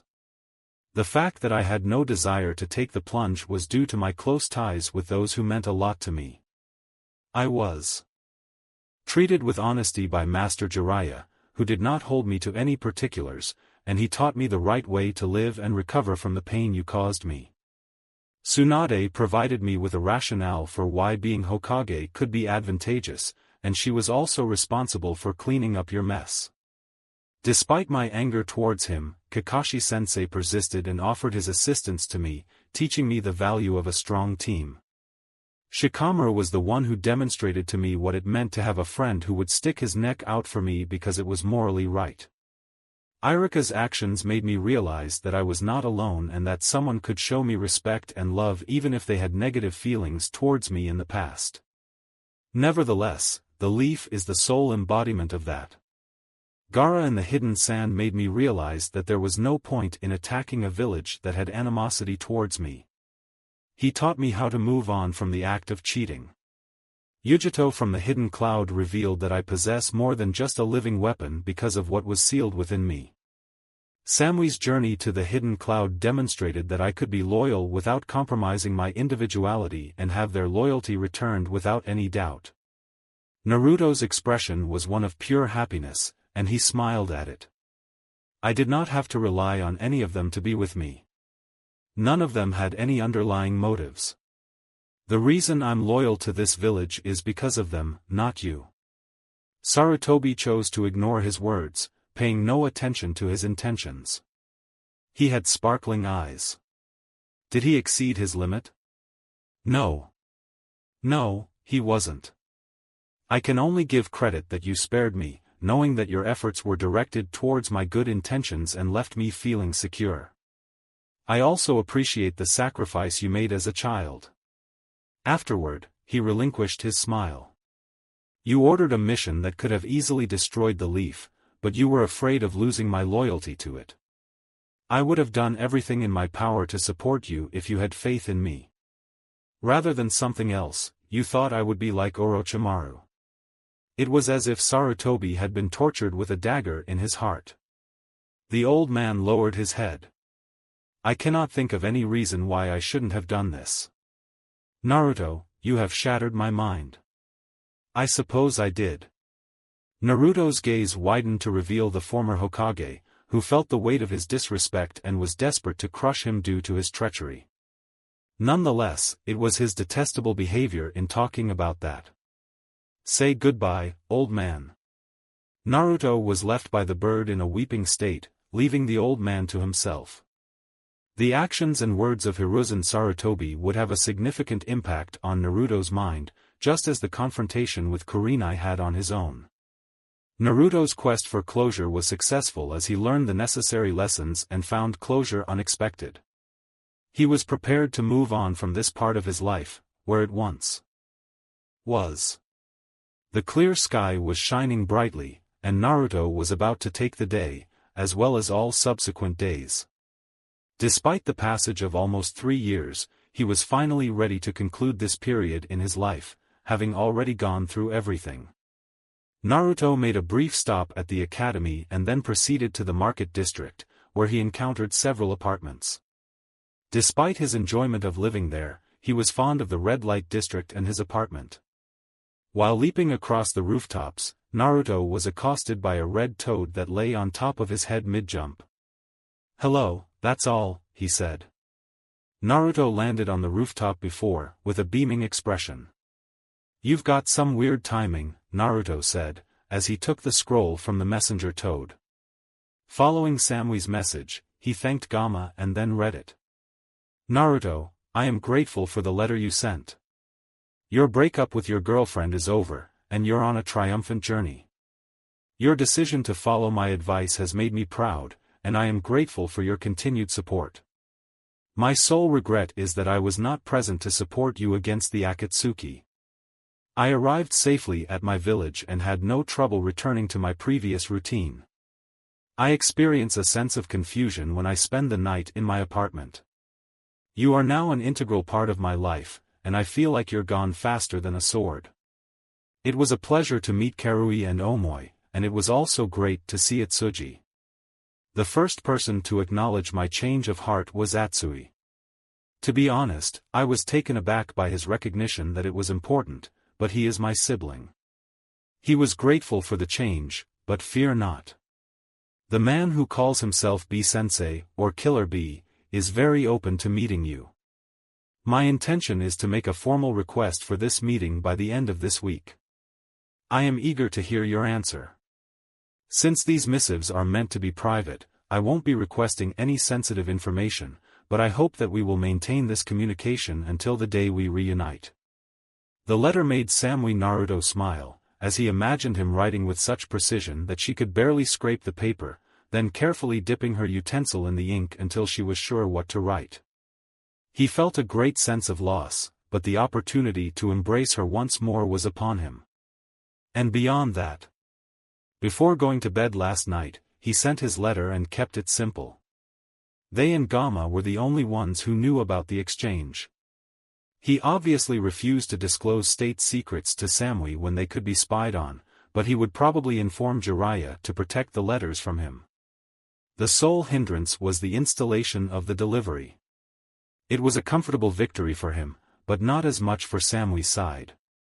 The idea of having Samui sign a toad contract as her leaf ninja would have been brilliant, especially considering she was not already an expert in the trade. Despite his confidence in her, it would be unwise to permit any foreign ninja to summon the toads. The thought of fighting against Gamabunta or Pa and Ma would have been disastrous for various reasons, not just their power. The absence of light would have engulfed him at a faster pace than the darkness of the night, turning the sky black and submerging the buildings and villagers in slumber. All that remained was the abyss. Naruto's scroll was viewed and he saw nothing. He closed his eyes, and still perceived the darkness. Tampered with the damaged brick in the area surrounding the rooftop's edge. Despite the passage of time, it was still present. Yes, of course. This was a form of Genjutsu. A highly potent one, but evidently unfinished. Naruto stood up and effortlessly destroyed the Genjutsu while closing the scroll, allowing the sun to shine upon him once more. The perpetrator was hiding in a rooftop garden located 200 meters to the west, with additional deceptions added. Naruto came across an alley about 550 meters north, where he observed an identical chakra. There were no other chakra signatures in operation. Smart. Naruto stated that he had not yet caught up with him, and instead warned of a long way to go. Now is the time for you to step out. The illusion was gone, but nobody was there to witness it. The same chakra signature closed the space, halting on the edge of the opposite rooftop. You've convinced me, Blade of Illusion, he whispered, and his voice was almost identical to his own. He pointed at the victorious Naruto. This is just the beginning. Naruto muttered, hinting at the culprit. It appeared that he had not altered much since the beginning. He remained with his spiky brown hair, haughty demeanor, and blue scarf, but chose a light green jacket and brown pants, while covering his forehead with the leaf's headband. He was taller, holding himself up like a prodigious shinobi rather than gregarious trainee. Naruto's expression was one of happiness as he gazed at his former friend. I'm amazed by it, I can't believe it. You're the one who screamed. I don't even know if you remember me, Blade of Illusion. I will never forget you, Konohamaru, Naruto said to me. Konohamaru snorted. Isn't it obvious why?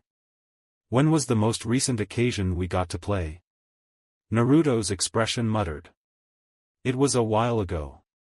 It's actually quite a long duration. I've been occupied with a lot of things lately. I vacated the village for several years.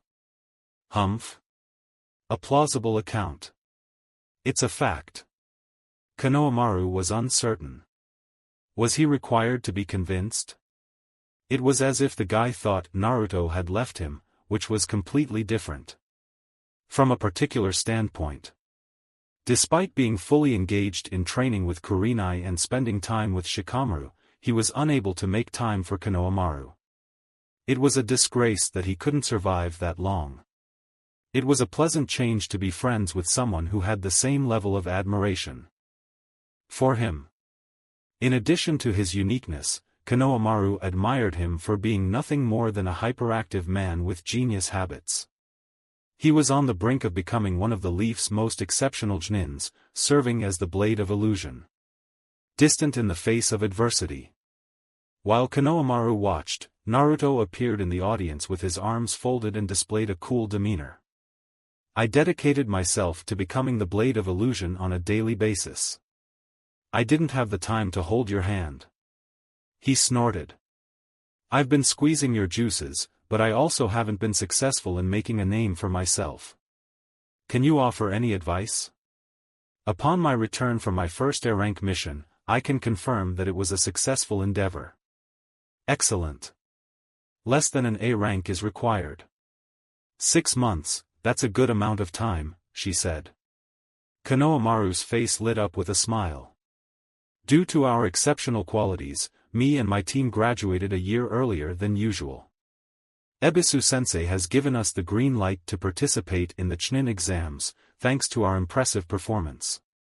It was only after Naruto's initial recollection of Ebisu with blue glasses on his right eye. He's a closet pervert, right?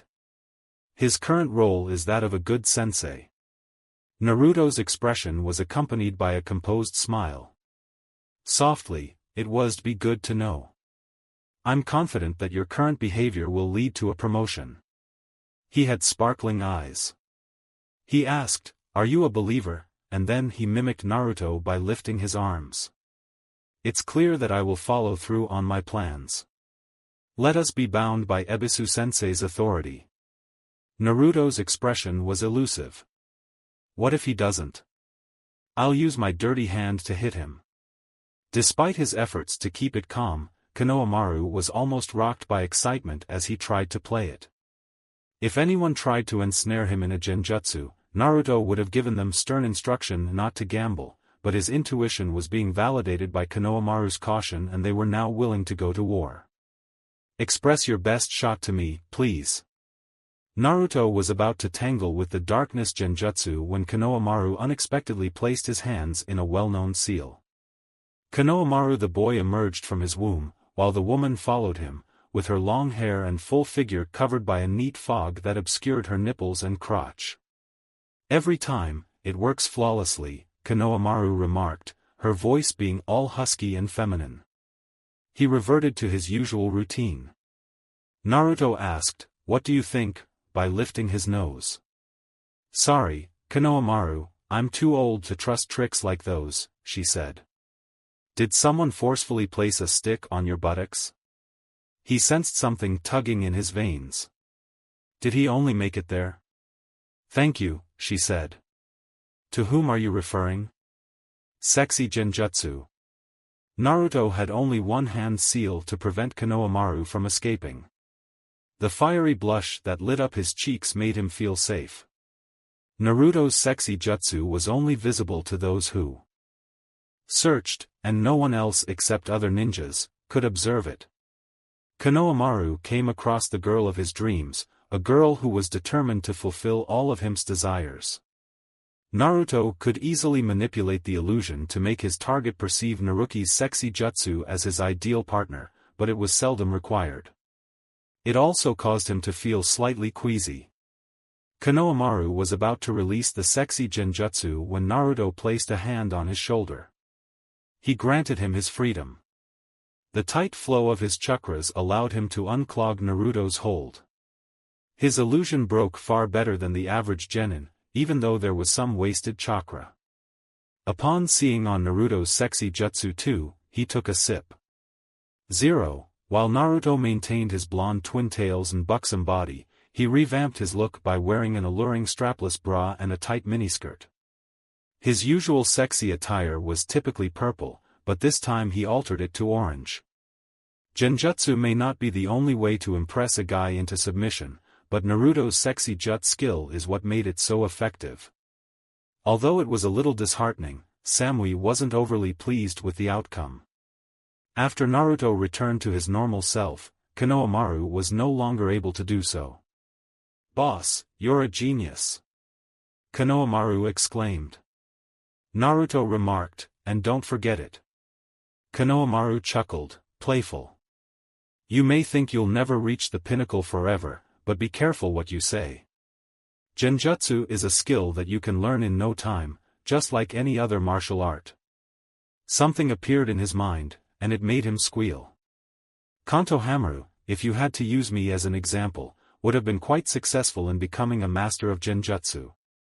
I was slapped on the wrist. Konohamaru rubbed his nose, suddenly appearing timid. "I just wanted to get your attention," she said. Naruto's eyes flicked as he gazed. Talk about a blow to one's self-esteem. He wiped away his small error with a smile. "You've got it, folks." "As if that's the end of it," he said with clarity.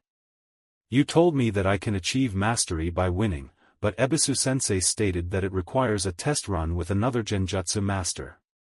Ebisu, who is stuffed with stuff, would be a consistent presence on formal occasions." There was a dissimilarity between Kurenai and others in that respect. "Your sensei is correct," Naruto said, shaking off the memory before becoming disoriented. "Unless you can catch a genjutsu master in an unforgiving illusion, the only way to go is to arrest them." Konohamaru nodded as he spoke.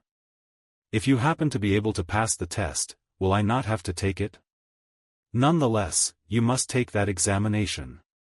I won't be letting you down." "I don't think my opponent would have expected such a thing," he declared. I was driven by your inspiration to learn Genjutsu. It took someone a long time to shut down Naruto when he was feeling upbeat, but Konohamaru managed to do it without any hesitation. He had influenced someone to follow in his footsteps, and that person was a genin who remembered an adversary Naruto almost forgot.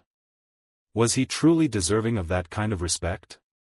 He was simply trying to demonstrate his authority and righteousness. Naruto uttered the words, "Wow," with a gentle whisper. "Konohamaru, thank you." "It's not anything of the sort." The rival's old friend smiled, and Naruto couldn't contain his happiness. "I'm assuming you have some advice to offer, can you please? In return, you must teach me how to perform the darkness Genjutsu maneuver." "What's the deal?" They greeted each other by shaking hands. With a smile that spread throughout his face, Konohamaru's cheeks seemed to be popping open. His smile grew stiff and firm. "The only problem is that I haven't perfected it yet. It was only last month when my grandpa started teaching me that jutsu, after he caught me trying to learn it from one of his scrolls." Even the slightest sigh could still be heard from Naruto. Wouldn't it be easy? What else was he teaching the so-called honorable grandson? How to manipulate vulnerable targets with his intelligence. Such irrational thoughts were of no value. Sarutobi had a clear motive behind his actions and believed that the majority of them were attempts to solve complex problems. Despite being caught in the crossfire, Naruto still didn't enjoy it. However, he long held his grudge against the old man for his actions. Naruto advised him to go and learn it thoroughly. "I can't believe that your Gramps has had such an extensive time to train you in Genjutsu, let alone for the challenging task of mastering this art. He has resigned from his role as Hokage." The old-fashioned Tsunade is what it sounds like. Naruto's response was to tell her not to let her hear him, while also causing a stumbling sound. Yeah, Konohamaru replied. "I'll work on it, of course." When did Naruto begin his training? Instead, he chose to go to the closest training facility as soon as Konohamaru could locate it. Konohamaru's teaching was surprisingly enjoyable. With his quickness and precision in Genjutsu, along with his impressive stamina, he excelled in both boxing and kickboxing. Concluding missions would have allowed him to fight Konohamaru, but he wasn't going to overreact when it wasn't required. Naruto encountered and developed relationships with Udon and Moegi, Konohamaru's teammates, during his training. He had the opportunity to meet their sensei as well. Ebisu sneered while asking, "Who is your source of information for my students, Uzumaki?" Konohamaru expressed, "I pleaded with him to assist me, Ebisu-sensei." Despite Ebisu's smooth talk, Naruto remained unfazed and smiled. "I'm not going to interfere with your efforts. You're not my savior, but rather their messenger. It's important to keep in mind," Ebisu stated. The volume had decreased, indicating that he had been subdued. "Wouldn't you be so kind as to show me what Konohamaru had taught me?" Naruto, who was then evaluated by Ebisu and admitted that the man knew his ways. "You're better than I thought, Naruto," Ebisu declared. "I'll let you work with Konohamaru, as long as you don't steer him in the wrong direction." He pushed his sunglasses out. "I can't help but think back to that day at the hot springs." Naruto's expression was a smile, reflecting his self-assurance. "If you forget, it means I didn't do my job correctly." He was intrigued to hear how Ebisu would react to his sexy Genjutsu, but he was in good terms with it. By revisiting the basics, Naruto found new ways to enhance his chakra control and refine his Genjutsu skills, which were appreciated by Ebisu. His well-being would be negatively affected by any blemishes caused by it. He was trained by Konohamaru in the Darkness Genjutsu. The name Infinite Darkness was ominous, and the complexity of it was not in line with Naruto's original style of Genjutsu. In spite of this, Naruto was able to discern where Konohamaru had fallen from the grips of the Genjutsu and how to manipulate him. Upon clearance for missions, it would take several days of intensive training before he could master the Infinite Darkness Genjutsu. Naruto arrived at Ichiraku Ramen for lunch a little while later. The act of eating noodles was not ramen, but rather an attempt to consume something different. A special guest was brought by him, whom he had not met since his return to the Leafs. Iruka chuckled as he said, "Naruto, have a good time. I have a vague memory of you, I barely remember what you were talking about." Naruto's expression was a smile. "Iruka-sensei, you're in the same place, but not much different." Iruka regained his smile. "I take that as a compliment." The counter was cleaned in the same way as it was a long time ago, Tucci explaining that they remember those old days. Naruto expressed his dissatisfaction by saying, "It's ramen, not a lot of rice." Iruka chuckled. "I've gotten used to reading Naruto, but I can't remember any of it now." Within a few hours, Naruto and Iruka were served their bowls. Ikubu ordered pork broth, Nakuto proceeded with chicken noodles. He was melancholic as he remembered simpler days. Iruka asked, "How are you doing?" and brought him to the present moment. Naruto savored his noodles as he consumed them. "It's better than I expected it to be. Through hard work, networking with a lot of individuals, and learning new things, I achieved great success. You also put in a lot of effort." Iruka sipped on his broth, dipping his noodles into it to unwind. "Your Genjutsu skills have already earned you a reputation as one of the top instructors in our village, and an experienced shinobi. You've made it to this point in time, and you're still making progress. Naruto, I feel a sense of pride in you." Naruto expressed his gratitude by saying, "I am sorely sorry for not being able to do it without you," with a smile on his face. He wondered if his past self would be proud of being the ninja he was. He was aware that he would be proud of his progress, but had no fear. When he began eating, his heart felt warm and his belly was also filled with warmth. With a beaming smile, Iruka looked radiantly proud and pleased. "I'm curious to know what lies ahead for Naruto Uzumaki. With your abilities, it's likely that he won't be without his mask." Naruto's smile faded away as Iruka spoke up loudly. "I'm uncertain if I possess the qualities of a good Hokage or Iruka-sensei. In case I have a desire to do so, please inform me." He was hesitant to respond, knowing how enthusiastic he had been about a dream that lacked comprehension. Instead of assuming the worst, Naruto chose to wait and see what Iruka had to say. "You're finally taking this seriously," Iruka sighed. Naruto's mouth was twisted in an accident. Gradually, he nodded. "It's a significant task to undertake." "It is true, it is. I'm surprised you're not more excited about it, to be honest." He looked into his womb. "It's a lengthy narrative." Iruka placed his hand on his shoulder. "I'll need to hear about it in the future. It's not necessary to make a decision about your future now. A shinobi is capable of doing it all." In less than 48 hours, Naruto had transitioned from a negative answer to never say never when it came to the idea of becoming Hokage. After the Akatsuki were resolved, what else could he pursue after not including maybe in the list? Naruto asked. "Do you think I would make a good ambassador?" An eyebrow was raised by Iruka. Naruto's response to what caused this was a shrug. "I rescued a princess while she was under my care.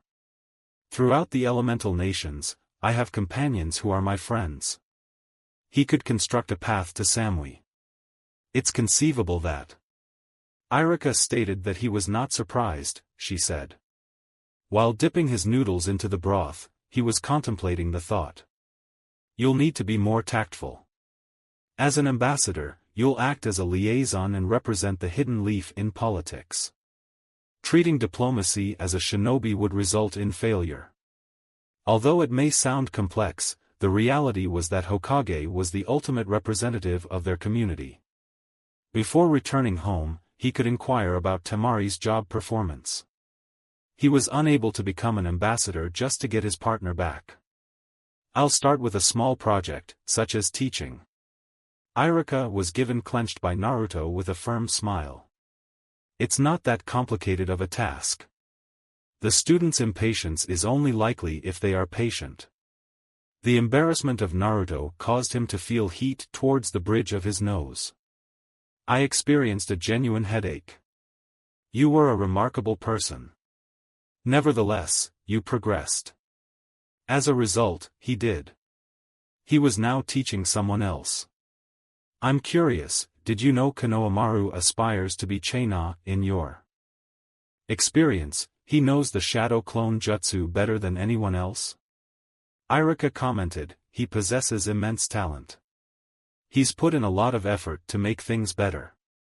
While savoring their noodles and discussing Konohamaru and other topics, Naruto observed a familiar chakra signature emerge from the noodle stand, with his hands covered in incredibly thick trench coat. He was curious about when they would finally see each other. Here's my usual, old man, the new player shouted. How is it going to be? Iruka chuckled, I was hanging out with my good friend for lunch. I'm pretty sure you're familiar with who this is. The one and only Anko Mitarashi challenged Naruto to a confrontation with the newcomer. Her eyes were filled with recognition, which was accompanied by both surprise and fascination. Nevertheless, Anko looked on in a smug expression. He bears a striking resemblance to the unsavory chap I used to work with, but it's unlikely that they were once acquainted. Anko was attempting to get his way on the other person for less than a minute. Assuming that's the way she wished to portray the character. Naruto's smile persisted as he drank the broth that was left in his bowl. It's conceivable that he might go for seconds. That's a bit of pity, Iruka declared. I guarantee that we'll get along the way. Hopefully, she said. Like two shuriken in a pouch, you're like. Both of them squirmed in amazement, staring at each other without hesitation. Naruto responded with, no way. Dango is the worst, and she's a freak. Anko exclaimed. I am arrived with a pair of bowls in hand and proceeded to say, your order is finished Anko. Naruto stopped looking at Anko and smiled to Iam, saying, hello, Naruki. Iam, welcome to my life. Anko sat on the table beside Naruto's and consumed her noodles with a powerful gust of wind. This is good, Anko declared. Is the dipping noodles as tasty as it is? He exclaimed, his teeth being raw. She had a very smoochy demeanor that left her infuriated. The question was not relevant to anyone else, but Anko made it a crude joke.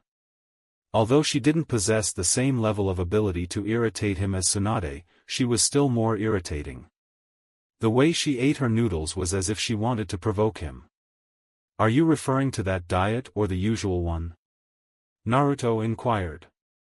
The amount of food consumed is a significant factor in the weight loss process. Unfortunately, ramen is not the answer. Iruka was oblivious to Anko's winking, as he made sure not to notice. How did she become aware of his fondness for ramen? Are you afraid of becoming overweight? She gasped. Good. The task of cracking Tsunade was comparable to hurling rocks at a mountain. Anko's response was genuinely effective. What's your behavior? Iruka asked, anticipating a tongue-in-cheek exchange.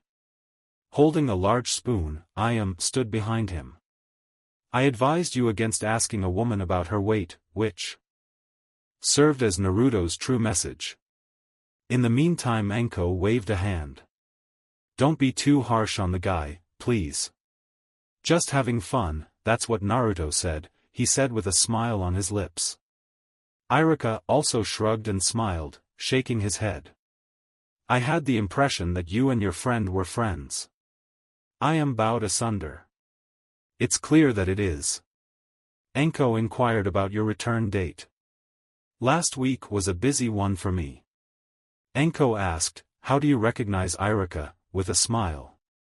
Although Iruka is responsible for running the academy, there are no ninjas in this village who have not had much interaction with him. She expressed it in a way that was clearly unambiguous, without any explanation. The likelihood is that Irika had a great deal of power and was not yet an independent Chunin. Speaking of those jobs, Irika said, I'm going to be late if I don't go out. He got up and took out his wallet. Naruto halted him and presented him with a bundle of money. Let me bear the truth, bro. I'm being refunded for my meals since you have been paying for all the food. Irika reacted with laughter, joy, and pride. You have truly grown up. Enko whispered, he's definitely got it, with a purring almost complete silence. Was it flirting or was he just hearing noises? He looked into his mouth to make sure Enko didn't blush. He was always rewarded by attractive women, and Enko had not aged a day longer than his peers. Irika had left, and Ayam was now in the kitchen with her father. Enko sat in silence until she had finished the remaining portions of her meal. Naruto opted to return for another few seconds. The dipping noodles were filled with flavor. Are you going anywhere? Enko asked. Irrespective of its content. What is the reason behind wanting to socialize? As he strolled around the village, Enko was by his side. He wasn't bothered by it, she was sociable, and they had a lot to talk about. Her strength had risen over the years, and she seemed to be walking unassuringly, unlike her memories of being constantly gripped by tension. At that time, her craziness and attitude were not noticeable to him, but now it was evident. Her collarbone bore a significant curse mark, and the dark chakra it once contained was sealed shut using an evil sealing method. What's the news? Enko inquired.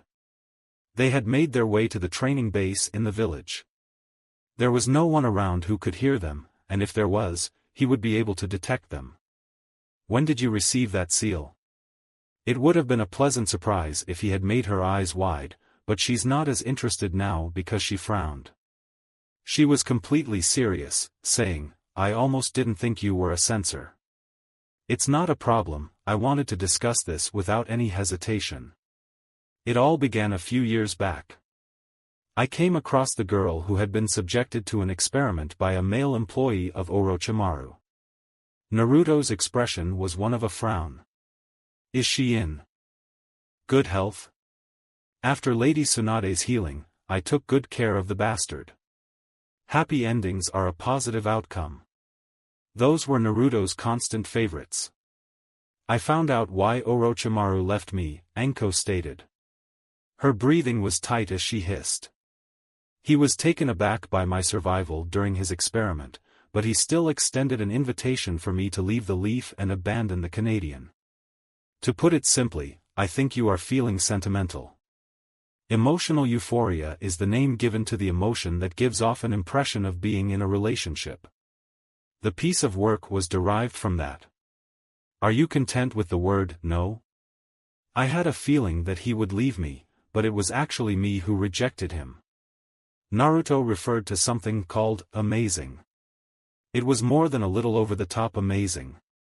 I felt like the weight of the world was being lifted from my shoulders. The mission provided me with the closure I had been seeking for over 10 years. A smile greeted him, but it paled in comparison to the unashamed smile on Enko's face. Content that is free and unrestricted. The emotions it evoked made him feel uneasy, and this was because he fully comprehended the significance of seeking closure. I have great pleasure for you, my friend. Thanks for your contribution. They maintained eye contact and smiled at each other. I had a chance to meet Orochimaru in the past few days. Her smile took on a nostalgic tone. Despite being the twisted offspring of an evil entity, he remains wicked and deranged, and has even turned my memories upside down. I can't stop thinking about him, there's just no way to make me hate him. He had been a good sensei, despite his shortcomings, until he became an absolute badass. Naruto's lips were tightly closed as he spoke. It's something I can't forget about. You're wondering if you know his name? It was as simple as that, even though Orochimaru wasn't. The complexity of his situation and Enko's relationship with him was greater than he had initially assumed. The threads of truth and lies were woven together, making it impossible to unravel the web of deception. Anko chuckled briefly. That's the truth. Despite the circumstances, they still engaged in combat with him. I sealed this bad boy to prevent him from paralyzing me, hence the reason I closed his eyes. I was aided by your little girlfriend in that regard. Anko caught his limbs as they grasped each other for a second. Naruto's silence prompted speculation about his supposed romantic relationship. Finally, Naruto sighed. We were a group of individuals. Anko was taken aback by 2 incidents today, but this one was even more remarkable than the first. Without saying anything, she stared at his face to reveal everything. You're telling me, don't lie, she eventually responded. Naruto's expression, you and Kurenai, caused him to frown and feel chilly. I desire to be like them. I wish I could be one. He shared with her the details of their initial encounter, subsequent breakup, and his decision to call it quits. He should have returned the favor rather than keeping Anko under his control. Her tongue was struck by her. Her face sank, her stomach bloodied and disgusted. The majority of the dirty and unprincipled behavior is a showy example. It's such a joke. Did she clarify the reason for it? I never inquired. She never informed me about anything. Graphs. Anko's scowl was met with silence as she held back her gaze. In fact, it's a mission of loyalty. Demonstrating your loyalty is effortless. I did it, and people assumed I was Orochimaru's victim. That's not the issue here. It's all about the other things, don't you think? Shit, I feel remorseful for having to deal with that. Anko's understanding was not based on pity, but rather on his ability to feel compassion. Comprehending. The truth is, they were very much alike. I'll be fine. I'm going to be using you. Suddenly, Anko pulled him into a side hug after he was clapping on his shoulder. Naruto brought it back. Despite its oddity, who would complain about it? Her grip was tight and her body was warm, almost like a real hug. Naruto smiled as Anko released him. Anko deserves a lot of thanks, dear reader. She gave it back. There's no need to worry. You'd be able to bring some closure to your own life if you were me. Closure. Was closure truly required when he had already moved on? Anko's expression was one of a frown and he shrugged it off. Your words are the key to unlocking this treasure. Moving on doesn't require forgiveness, but there are moments when it's necessary to make amends and clean up the mess. Naruto was in complete disagreement. She looked towards the sky, shielding her eyes from the sun's glare.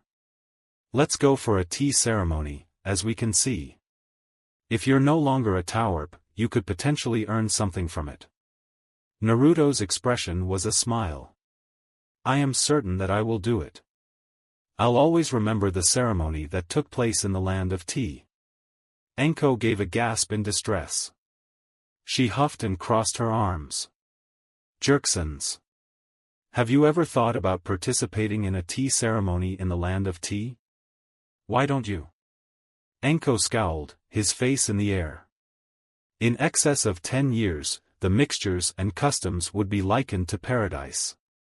Naruto exclaimed. I'll let you know.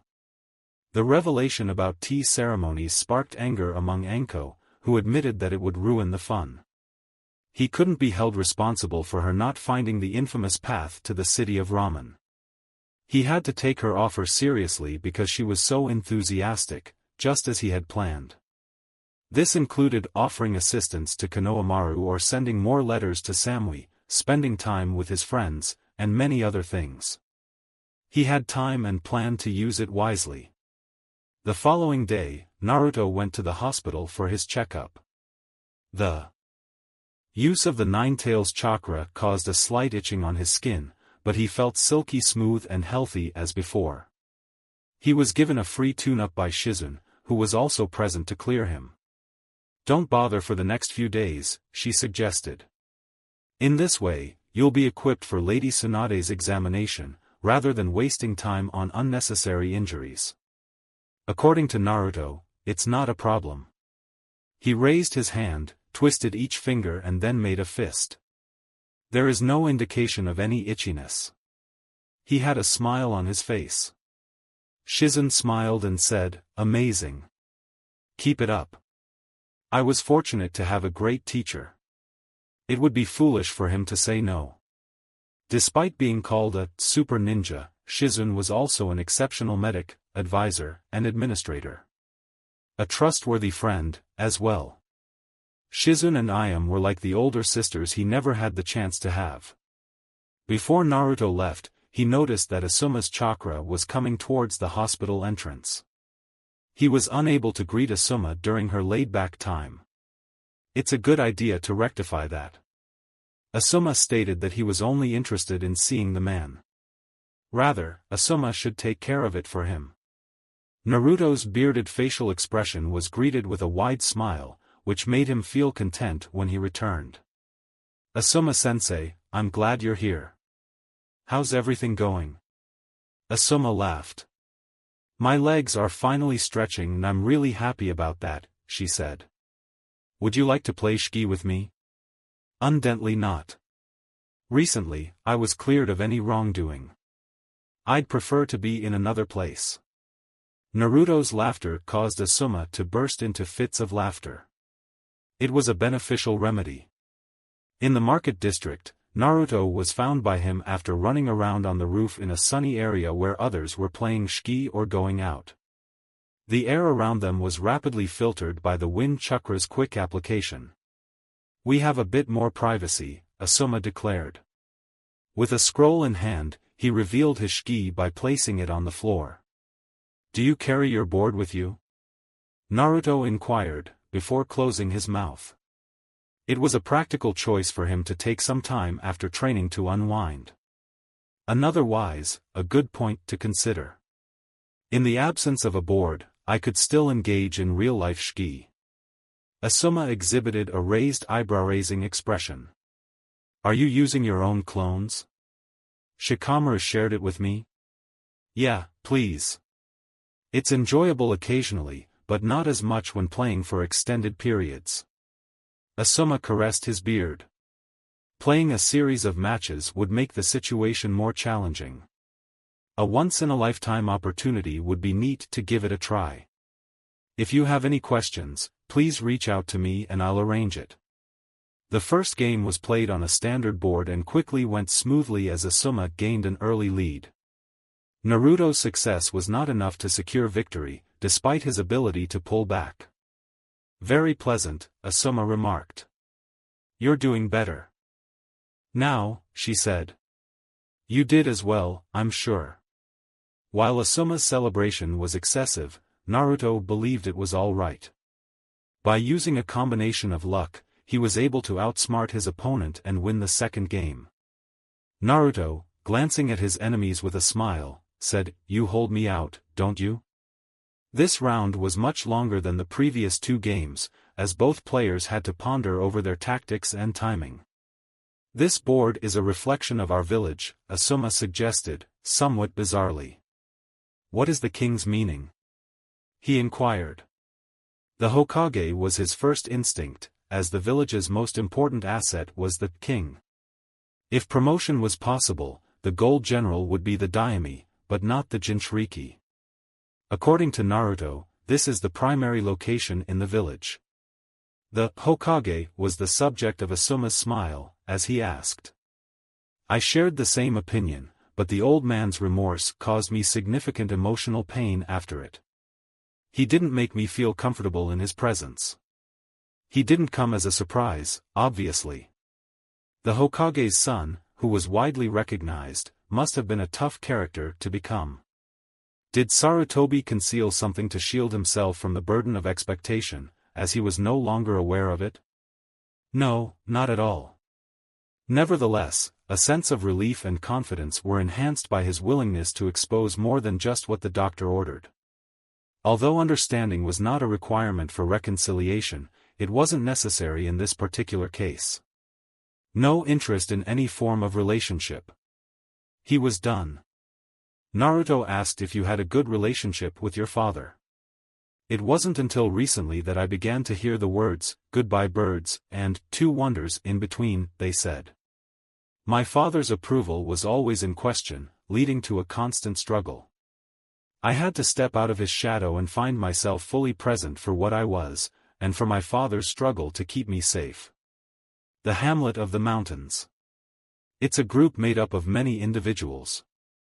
Once more, I'll give you another chance. Who is the king? Naruto sighed and let instinct take charge. It's the most significant benefit, right? Certainly, so is it. He proceeded to leave behind another person. The dream of spring, not the Hokage, Daime, or Jinchuriki, was the one that everyone fought for. That was it? Naruto's final thought was revealed as he readied himself for his next move. The answer shattered the puzzle, and Naruto's eyes sparkled like bright sapphires. The future is bright, but it's not yet determined. Asuma's expression was one of smile. In fact, it is. The king is the embodiment of destiny. You, Shikamaru, Ino, Chai, and the rest of your successors will be accompanied by you. I'm surprised you found it out so quickly. Naruto stated that it is the only rational explanation. Asuma's compliment caused his cheeks to erupt. Is it not true that the Hokage doesn't need a successor? I can assure you, it was a long time before it clicked. It was only when I lay down in bed that I put it together. Asuma's face exhibited a melancholic and contemplative tone. Naruto, you saved my life. Shinobi, who could have been incarnated but couldn't until Shikamaru took his chance and you found the right one. Naruto nodded as he spoke. I was doing what anyone else would do. Not everyone would take a chance and put their own life in danger. They would argue that being Shinobi involved a certain amount of sacrifice. His lips twisted, quickly turning into a grim expression. It faded away, leaving behind a genuine smile. I'm playing a game of shiki with the guy who released me from the Reaper's clutches, and I can't help but feel my pain. The amount of gratitude Asuma displayed was a forceful deed that brought down Naruto's modesty. He saved Asuma, but he couldn't do the same for Gaara. However, Chio intervened to save another shinobi from dying on his watch. Just like Gaara, Asuma was able to impart his wisdom and that knowledge to Naruto in ways that were previously unknown to him. He would make an unrelenting effort to improve the lives of those close to him, regardless of whether he became a Hokage, ambassador, teacher, or ramen master. His desire to be recognized had become a reality, and that was his goal. Naruto said, I want to tell you, Asuma-sensei, that you are welcome here. In addition, I am also a person. Thank you, Naruto. If you happen to come across your spouse from the cloud, send her my regards. Naruto's expression was a smile. I promise to do it. Samui was enamored with the letter and his reaction towards her. Their relationship didn't have to end because they were apart. Even if it's not the same as being with her. Naruto inquired, what's up next? Asuma affirmed, I encourage you to continue doing what feels like your natural instincts, and expressed his gratitude. I believe I'll find a place to live and move on, according to the speaker. Locate a woman of high moral standards. He waited for his heart to burst, hoping that he would experience jealousy. However, he was not successful in doing so. Can you identify the woman? There was one person, but she hasn't been in a relationship for some time. Naruto observed the shiki board with his gaze. You know, there are other women out there. I acknowledge that I am aware of this. If she's the one, you'll do whatever it takes to be in a relationship with her. You're aware of my words, don't you? That's all I know for a very good reason. They continued their game as he started to play with a piece and continue playing.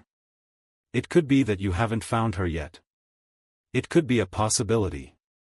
Naruto had a second thought when Asuma showed off his beard, as he did so previously. If only he had the opportunity to have hair on his chin, I'd be all over it. Naruto disregarded that fantasy after Asuma's action. If a beard was used to cover up the whiskers, it would be pointless to force him to grow one. They were his curse, his mark. He has given his approval. Are you able to tell your father what you knew about the king? Asuma's expression returned. He was the first to know. Naruto held his lips tightly to avoid any resentment or anger towards Asuma's father. The king's image as the future dictates that we must perform better than our predecessors. Absolutely, and I believe my old man would also feel the same way. You should have seen his face when I told him. His eyes glowed and smiled, his coal brown eyes shone. I have a strong bond with my father and feel happy being his son. Naruto pondered his father's role rather than dwelling on his pride. When it came down to it, he didn't want to be someone else. Minato Namake's son made him feel a sense of pride. After receiving the answers he sought, Naruto's mind was clear and peaceful, with a sense of tranquility that only came to light. Unsatisfied, but not yet. Despite everything, he was closer to attaining that state of mind after all the experiences. He was the one who held the ultimate claim to the future, and Naruto Uzumaki was responsible for not being satisfied or fulfilled. The third and Kurenai are not enemies or critics. He is the only one. Bang on ban. Bang on ban. Bang on ban. Over and over again, the kunai struck Kurenai's skull with both hands. With a loud growling, her eyes flickered and she gazed up at the dull ceiling of her living room. Once again, the table was cluttered with glassware, bottles of unripe sake, Land of Birds whiskey, and Land of Vegetables honey wine were left out. The quality would be diminished, but alcohol was a type of alcohol. A quick sip or two could have awakened her, but the sake bottle was empty. Shchu. Her favorite food was quite effective in warming her stomach. It was just starting to give off a buzz. It is the current time. The sound echoed throughout the rap, but not in the same way as an unwieldy kunai that was too weak to penetrate cones. What is a cone? The skull's dome wasn't the correct entry point. The most effective method is to strike with your jawline or through the eye. Moot. Precaution was more important than strength in battle, regardless of other factors. It's a complete shock to me. Her neck was suffocating. Teeth that were sore. The less attention given to her head. What was going on? Kurenai sat on his wobbly legs and made his way towards the entrance. She stumbled on something or some other object. Came to rest on the sofa. Hinata was in front of her. The darkness was inundated with a hot, unsettling beam of light. Kurenai covered her delicate eyes with hissing motion. "Good morning, senior," she said. More dash was the epithet used to describe Kurenai's beating. The most absurd thing, isn't it? "Good day, everybody." Her nose rubbed her skin. Kurenai inquired of you, "Did you eat anything?" by responding to a growling tiger. After that, Hinata entered by closing the door and bringing precious color. Hinata retrieved the bottles, took a sniff, and discarded them in the trash. "Those were those." Kurenai exclaimed, her voice sounded like she was drunk. Without blinking a finger, Hinata proceeded to deposit dirty glasses in the sink, open the curtains, dust off the table and couch, and sweep the floor. Kurenai performed all his duties as he was instructed to do. "What's the time, Kurenai-sensei?" Hinata inquired. Did the living room have a clock? She couldn't see it until she found it in Hinata's hands, with spiderwebs covering the glass. The hands were still twisted round and round. "It's about 10, Kurenai stated. Her ex-student sighed. "I'll fix this once and for all." Once again, Kurenai was subjected to hikcuing. She was close to the end of her time frame. No one would love her again and she would have no reward for her hard work, failure, and pathetic attitude. Her ribcage was grabbed by someone who tried to break it. She was free to run away from her problems and accountability. When did she start crying? Hinata mused. Is this true? Refrain from using any language while speaking. Kurenai-sensei, I stand with you. Hinata's intention was not to smother her, but rather to embrace Kurenai, whom Naruto refused to take. Naruto, why did she exhibit such cruelness towards him? There was no hope left, and it was so severe that everything seemed to be going wrong. What is the definition of fault? Kurenai shook, his cheeks flailed. Before her lunch could splatter onto the kitchen counter, she held it tightly. Hinata monitored her actions and gave her a pat on the back. Ignoring criticism, not feeling disappointed. What did she do to deserve her? It was the afternoon and Kurenai was eating something. Her desk was cluttered with administrative tasks, but she didn't care. She had been granted a day off by their magnanimous Hokage. Kurenai had been a victim of the alcohol addiction, which was his constant companion, the hangover. She had to find ways to compensate for her impairment, which shifted from the ordinary to the energetic aspects of consciousness. She could push her naturally high alcohol tolerance to its maximum level as she enjoyed the nightlife and achieved success in her chosen career. Did it really happen 5 years ago before a terrible incident? Kurenai declared that she would not shame herself in public. She would only consume alcohol excessively in her home and keep herself under control elsewhere. The outcome was positive as she had only experienced 2 events since the night of horror. I've gotten over the fact that I'm no longer your boyfriend.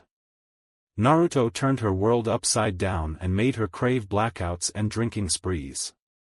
Kurenai grabbed a bottle that was not in his possession.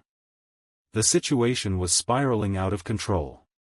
She had already discovered her cure, which was the ordinary one. Someone knocked on the door and Hinata was released by Kurenai in a peaceful manner. Kurenai smiled and said, "This is afternoon, Hinata. You're welcome. You've been a great help this morning. Are you hungry?" Hinata's expression was negatively impacted by his reaction. "I'm grateful, but I consumed my food. Today, Naruto was exhibited by me." Kurenai smacked her eyes. Her migraine was about to recur, gripping her brain in its frozen sockets. He said, "You know, I heard that one day he was going to tell you everything." Kurenai had a question to ask, but she was already aware of the answer. She was about to place her hands on the counter, but decided to inhale through her nose instead. Her nature was that of a ninja, not one who could fly. "I'm aware that you want to scold me too." "No. I'm not willing to inflict more harm on you." Her student's voice and face were carefully crafted, but her confidence and determination were unwavering. Kurenai rebuffed the accusation and said, "He doesn't want to talk to me." She then began crying and choked. "He still cares for you, sensei. If you have any doubts or concerns, don't hesitate to contact him and let him know how you feel. I made an effort to succeed. I was unable to disclose everything to him. I require additional time." Hinata's expression was negatively impacted by his reaction. You can't escape the urge to wait without stopping. You cannot expect someone to do what you couldn't. At the onset of the illusion, Kurenai was so visibly shaken that she almost fainted. "Hinata, I'm sorry to say that. I genuinely am. I relinquished your opportunity to be with Naruto and convinced you that it was still an option. Kurenai-sensei, I'm not the one apologizing to you. I acknowledge that I am aware of this. I am still deeply sorry, but that's just the way things are." The mask of Hinata's eyes shone through, causing her to blink in pain. "The words that come out of my mouth are the curses I am trying to say. In fact, they're not true verbal expressions but rather like saying something else. I am sorry for your loss." Why wasn't she forgiven? The presence of Hinata made Kurenai's worn appearance more pleasant. I am grateful for your help, which is why I say, thank you. Her smile disappeared as quickly as it appeared. The task ahead was daunting, extremely difficult, and even more heartbreaking because she had done it once before, with the fear of failure. Once again, she couldn't endure that suffering. What's your plan of action? You can't stay where you are in this situation. Kurenai bowed and shuddered.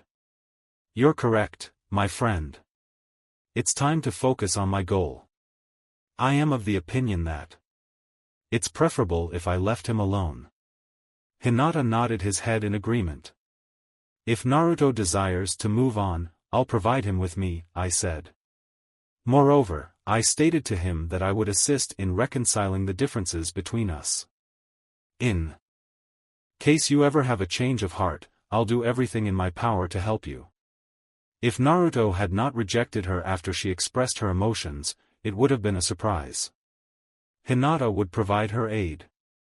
She would go above and beyond her duties as teacher and student, taking care of her.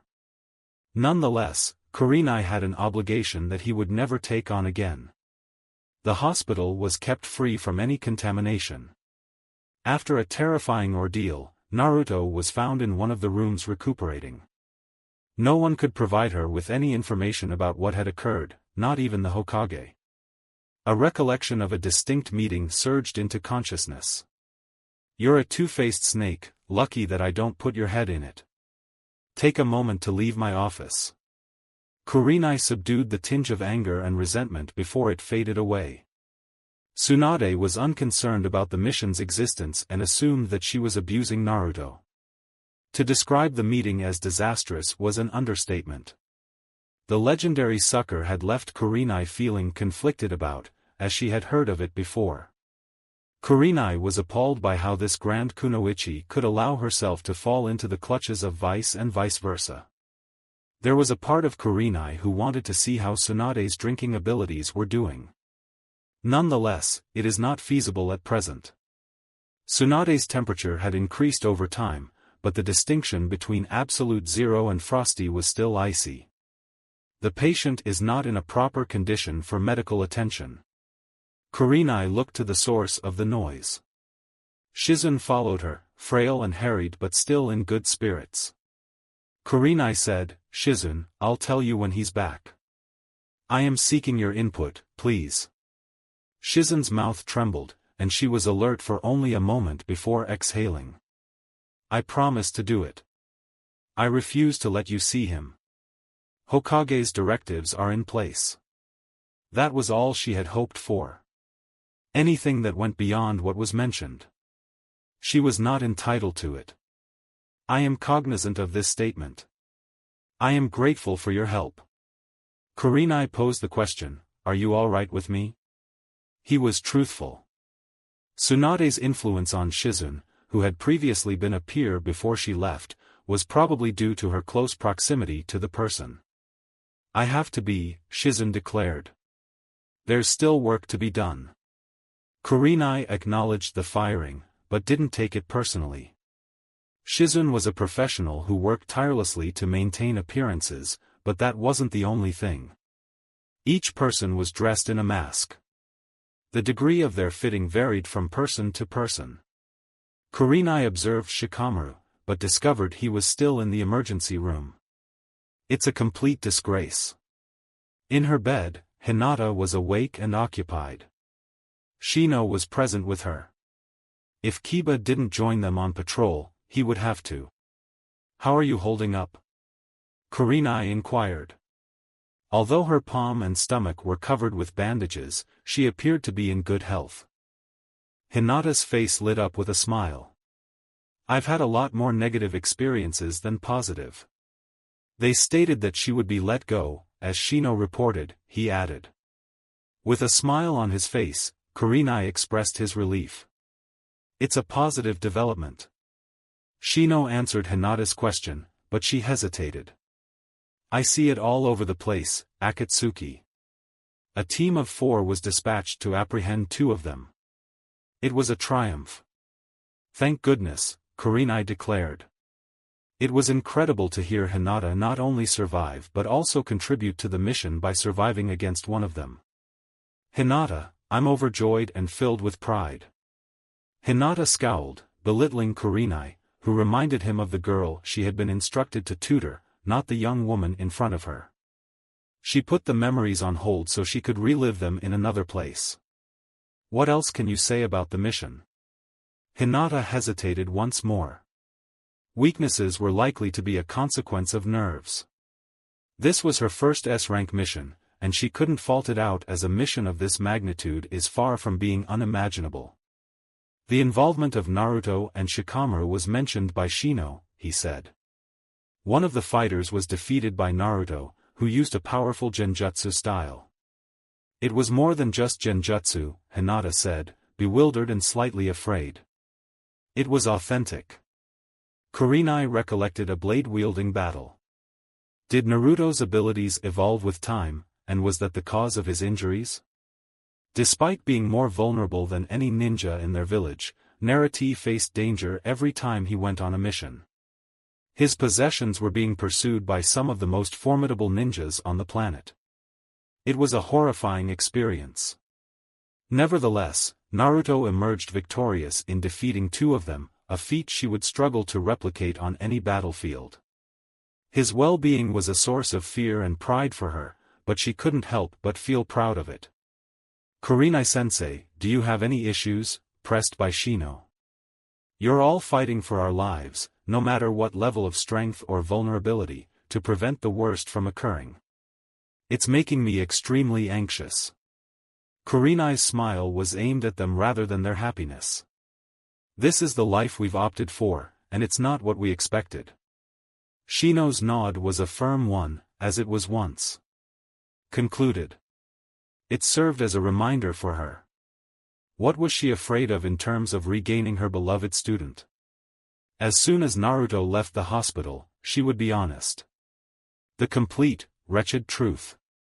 I'm at a loss for words, Kurenai. I can't believe that you would mess with Naruto's head.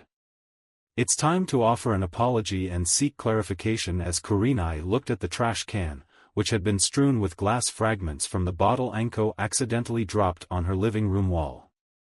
Thankfully, the issue is not related to the clock.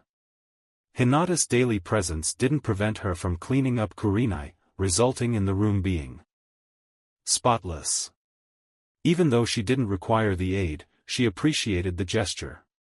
How much did she miss after Naruto turned her world upside down and took Anko's side? Was he sharing his dirty story with everyone, or would her relationships be ruined forever? Naruto was surrounded by his peers and loved ones, which led to Kurenai losing her ability to stand up for her when he was free. It was enough for her to see him unharmed. Nevertheless, she might want to inform him. As you were sober, use some liquid courage and spit out the words she couldn't say. Is it true that, no, is a valid question? Is it appropriate for her to do this or not? She needed to shower first. She emitted a fruity aroma and refrained from grooming herself as she had only just left her apartment. It was unexpected that she wasn't approached for being so unclothed, but this proof hinted at her skillful use of makeup and perfume. After taking a shower, Kurenai arrived back at her waterfall feeling as fresh as sass as she returned home. She shaved her legs and cut her nails to fit them snugly. She was obligated to rectify the situation with Anko, but the only way she could do that was by making an honest statement about Naruto. In spite of this, there was a note on her kitchen counter. Lord Sarutobi desired to have a conversation with her. She changed into a spare dress with red bandages and met him on the roof of the Hokage's administrative compound. Once upon a time, he was his until Tsunade took over. No one would bother or spy on them in this place. Kurenai stated on his knee that, Lord Third. Kurenai was greeted by the Third, who held his arms behind him and looked down at the village with gratitude. You can stand up straight away, there is no need to kneel. I offer my sincere apologies. A compulsion to follow the same routine. There is no need to apologize. Kurenai stood up straight away from the stage.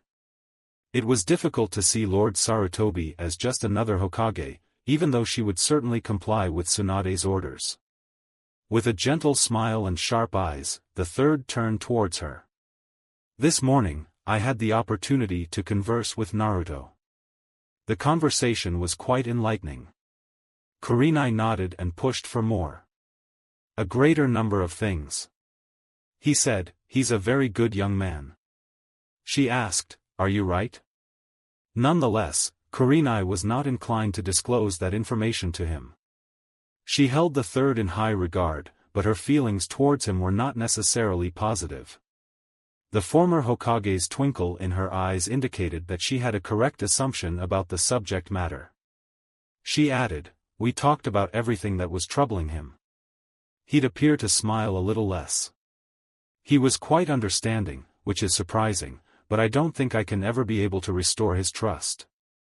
Kurenai posed the question, what did you anticipate? An opportunity to make things right once again. With a frown, Kurenai held on to her guilt. Lord Third's naive childhood has been erased from his memory, bringing about a renewed sense of vitality. If anyone is concerned about Naruto's future, it should be me. I'm the one who elevated our relationship. I designated you to ensure Naruto's loyalty. We are equally responsible, regardless of your initiative. Kurenai acknowledged, I suppose we are, despite her desire to take more responsibility. A woman who was a shinobi and had the ability to think, feel, and make decisions with discernment. There was no pressure placed on her to do what she did. Is there anything you're willing to ask me? You are entitled to the truth. She owed him more than that, because she did for him. The truth is, it was a disconcerting revelation.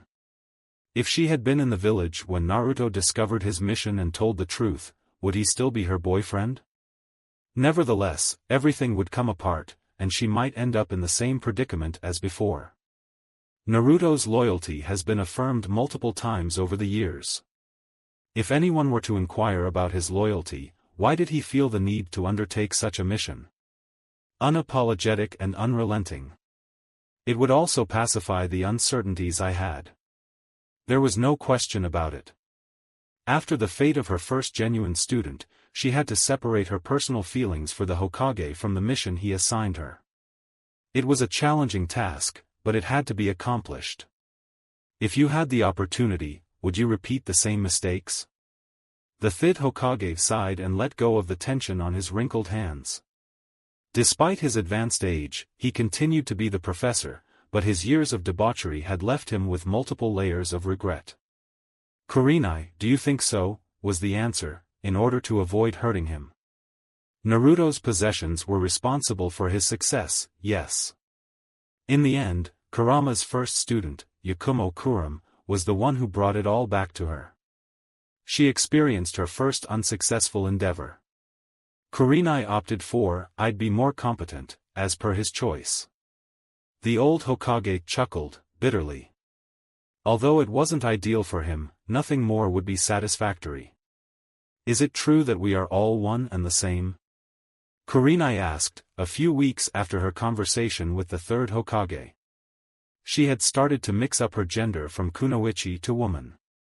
Kurenai went to the village's periphery at noon and discovered the individual she was seeking. Dressed in a sky-blue kimono, she sat on one of the hills looking out over the fields below. She had not braided her long brown hair today, but she tied it back with an orange clip. Despite being a painter, her painting was simply an expression of her own imagination.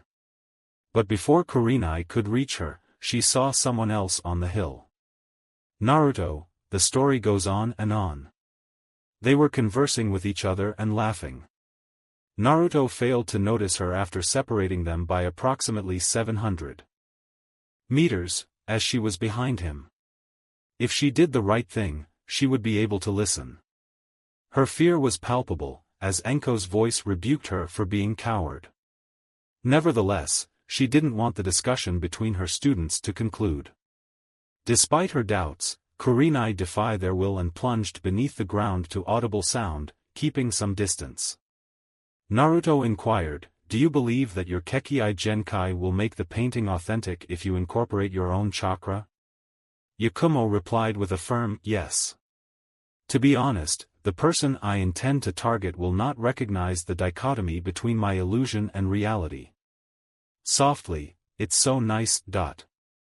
Similar actions can be taken, but it's more like a theatrical performance. Genjutsu is the ultimate weapon, and a sword made with it would be just as effective. I'm wondering if you can show me how it might look, but I require some assistance due to my friend's lack of professionalism. Was Naruto's voice imperceptible to her listeners? I'm seeking your help, may it be helpful to find happiness? I would appreciate it if you could demonstrate how you use your Genjutsu to question individuals in a unique way. You're probably thinking, okay, so are you? Ain't it kind of hard, almost impossible? It's not for me. Yakumo chuckled, disbelief not ridicule. I need to clear it with Ibiki-sensei, but I'll assist you once I can. The customer is undoubtedly a tough one. Kurenai suggested that Yakumo be enlisted in the torture and interrogation force, as she would not have to exert herself like a typical kunoichi.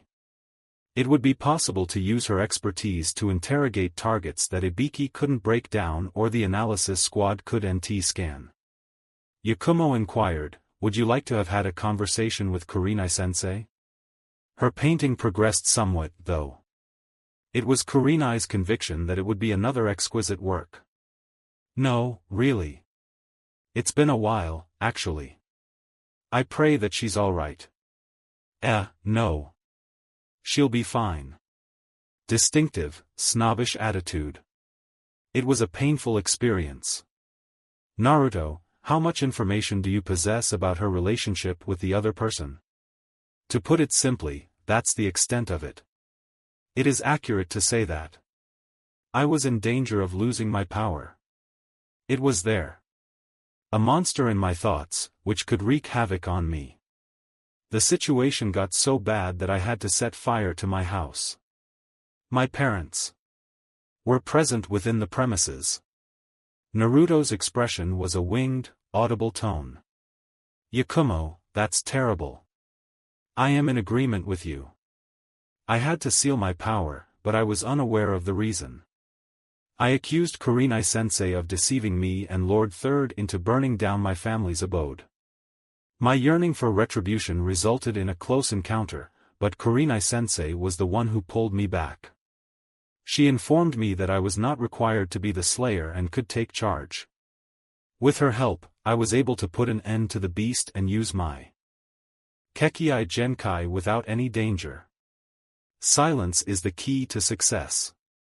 It lasted for a brief period of time. Footwork muttered as Naruto looked towards her, as if he knew she was beneath the ground. He stayed with Yakumo. Are you able to grant forgiveness to her? Yes, I did, she replied. Are you accustomed to each other's company? Naruto's expression was one of pure amusement. I can tell you're stronger than me, there's no doubt about it. Are you also betrayed by her actions? I made an effort to forgive her, and I did. I was unable to do it. I came to the realization that there is no need for me to do anything. Kurenai's heart was pounding with emotion. Are you ready to move on? He asked. I've got my fill of the requirements. Assuming that's all there is to it. The act of hate does not hurt the person you hold dear, but rather it inflicts emotional pain on your heart, causing you to lose touch with anyone without feeling any emotion. Naruto's laughter caused her to break down in tears, as she had never heard such a sound directed at her before. You had it perfectly sorted out. Actually, I'm trying to break free from my own animosity by doing everything I can think of. You have the ability to achieve it. Thanks for your contribution. Can you explain why I don't want to have my hate on my mind?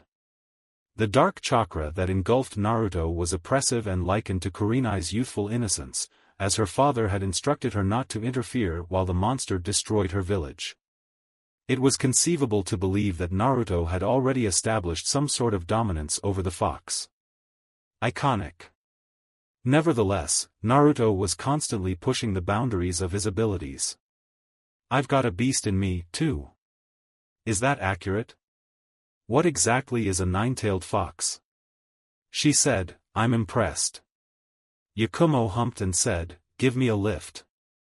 My family had a tale to tell about it. The nine-tailed fox saved them from disaster long before any of the villages were established, and they have pledged to remember it ever since." Naruto's demeanor was characterized by a lack of conversation. Subsequently, he began to laugh with reckless intensity. Kurenai was filled with disbelief when she heard the words, "The nine-tailed fox is a hero," from Naruto, but there was something about his character that she found particularly charming. How could he have any feelings towards something as terrifying and macabre as this one? "Indeed, my family was so convinced that it belonged to them that they passed it on." "Yakumo, I don't think so. It's actually quite an interesting thing." Naruto's dark chakra vanished as the warm color faded. Although Kurenai didn't possess the same level of intelligence as Naruto, she could still perceive chakra and interpret it. Her Genjutsu was greatly improved by it, which allowed her to see things that her good eyesight could not. She observed her students mingling and bonding with one another. "Thanks for sharing my story with me. My desire is for us to be good friends. Naruto, I hope you're as well as I am. Meeting you was a delightful experience." Naruto gave Yakumo a shoulder tap before departing. Overhead, he stood at Kurenai's shadow, held his breath, and made a brief stop. He immediately departed for the village as if she had never been there. Would he be willing to talk after all this time? And would it result in a better relationship with him? She was informed that the answer to that question was no, despite her belief that talking could help. In either scenario, she had to pay Yakumo a visit. Naruto was released by her. Yakumo greeted Kurenai-sensei with a greeting of, "Hello." There were no wrinkles on her face, nothing to worry about, only tranquility. "Good day, everybody," Kurenai said softly. "I have no complaints about it." A fox with aspirations for the moon was depicted in her students' artwork. It brought back her determination to contact Naruto and succeed where she had failed with Yakumo. Kurenai bragged, "You're an exceptional artist," and his eyes wide open. "I am grateful for your help, which is why I say, thank you." "No. I am grateful for your willingness to forgive me." Yakumo's expression was one of pure happiness. "We extend a warm welcome to you." Naruto's ability to forgive her would be greatly appreciated if he could do so. He spoke in a way that suggested, "I would have been more inclined to change reality than to have the luxury of having it granted me." Kurenai underwent a challenging period where she had to reduce her alcohol intake, face her demons and regret her actions, and find the courage to continue doing what was right, only to realize that it was all for frugality. Naruto, the story goes on and on. She was no longer required. He had transformed into a remarkable young man who was able to overcome the trauma and pain caused by his village, which he protected with his every step. Nonetheless, she required him. Her intention was to be a part of his life. She was not going to be content with watching from the outside.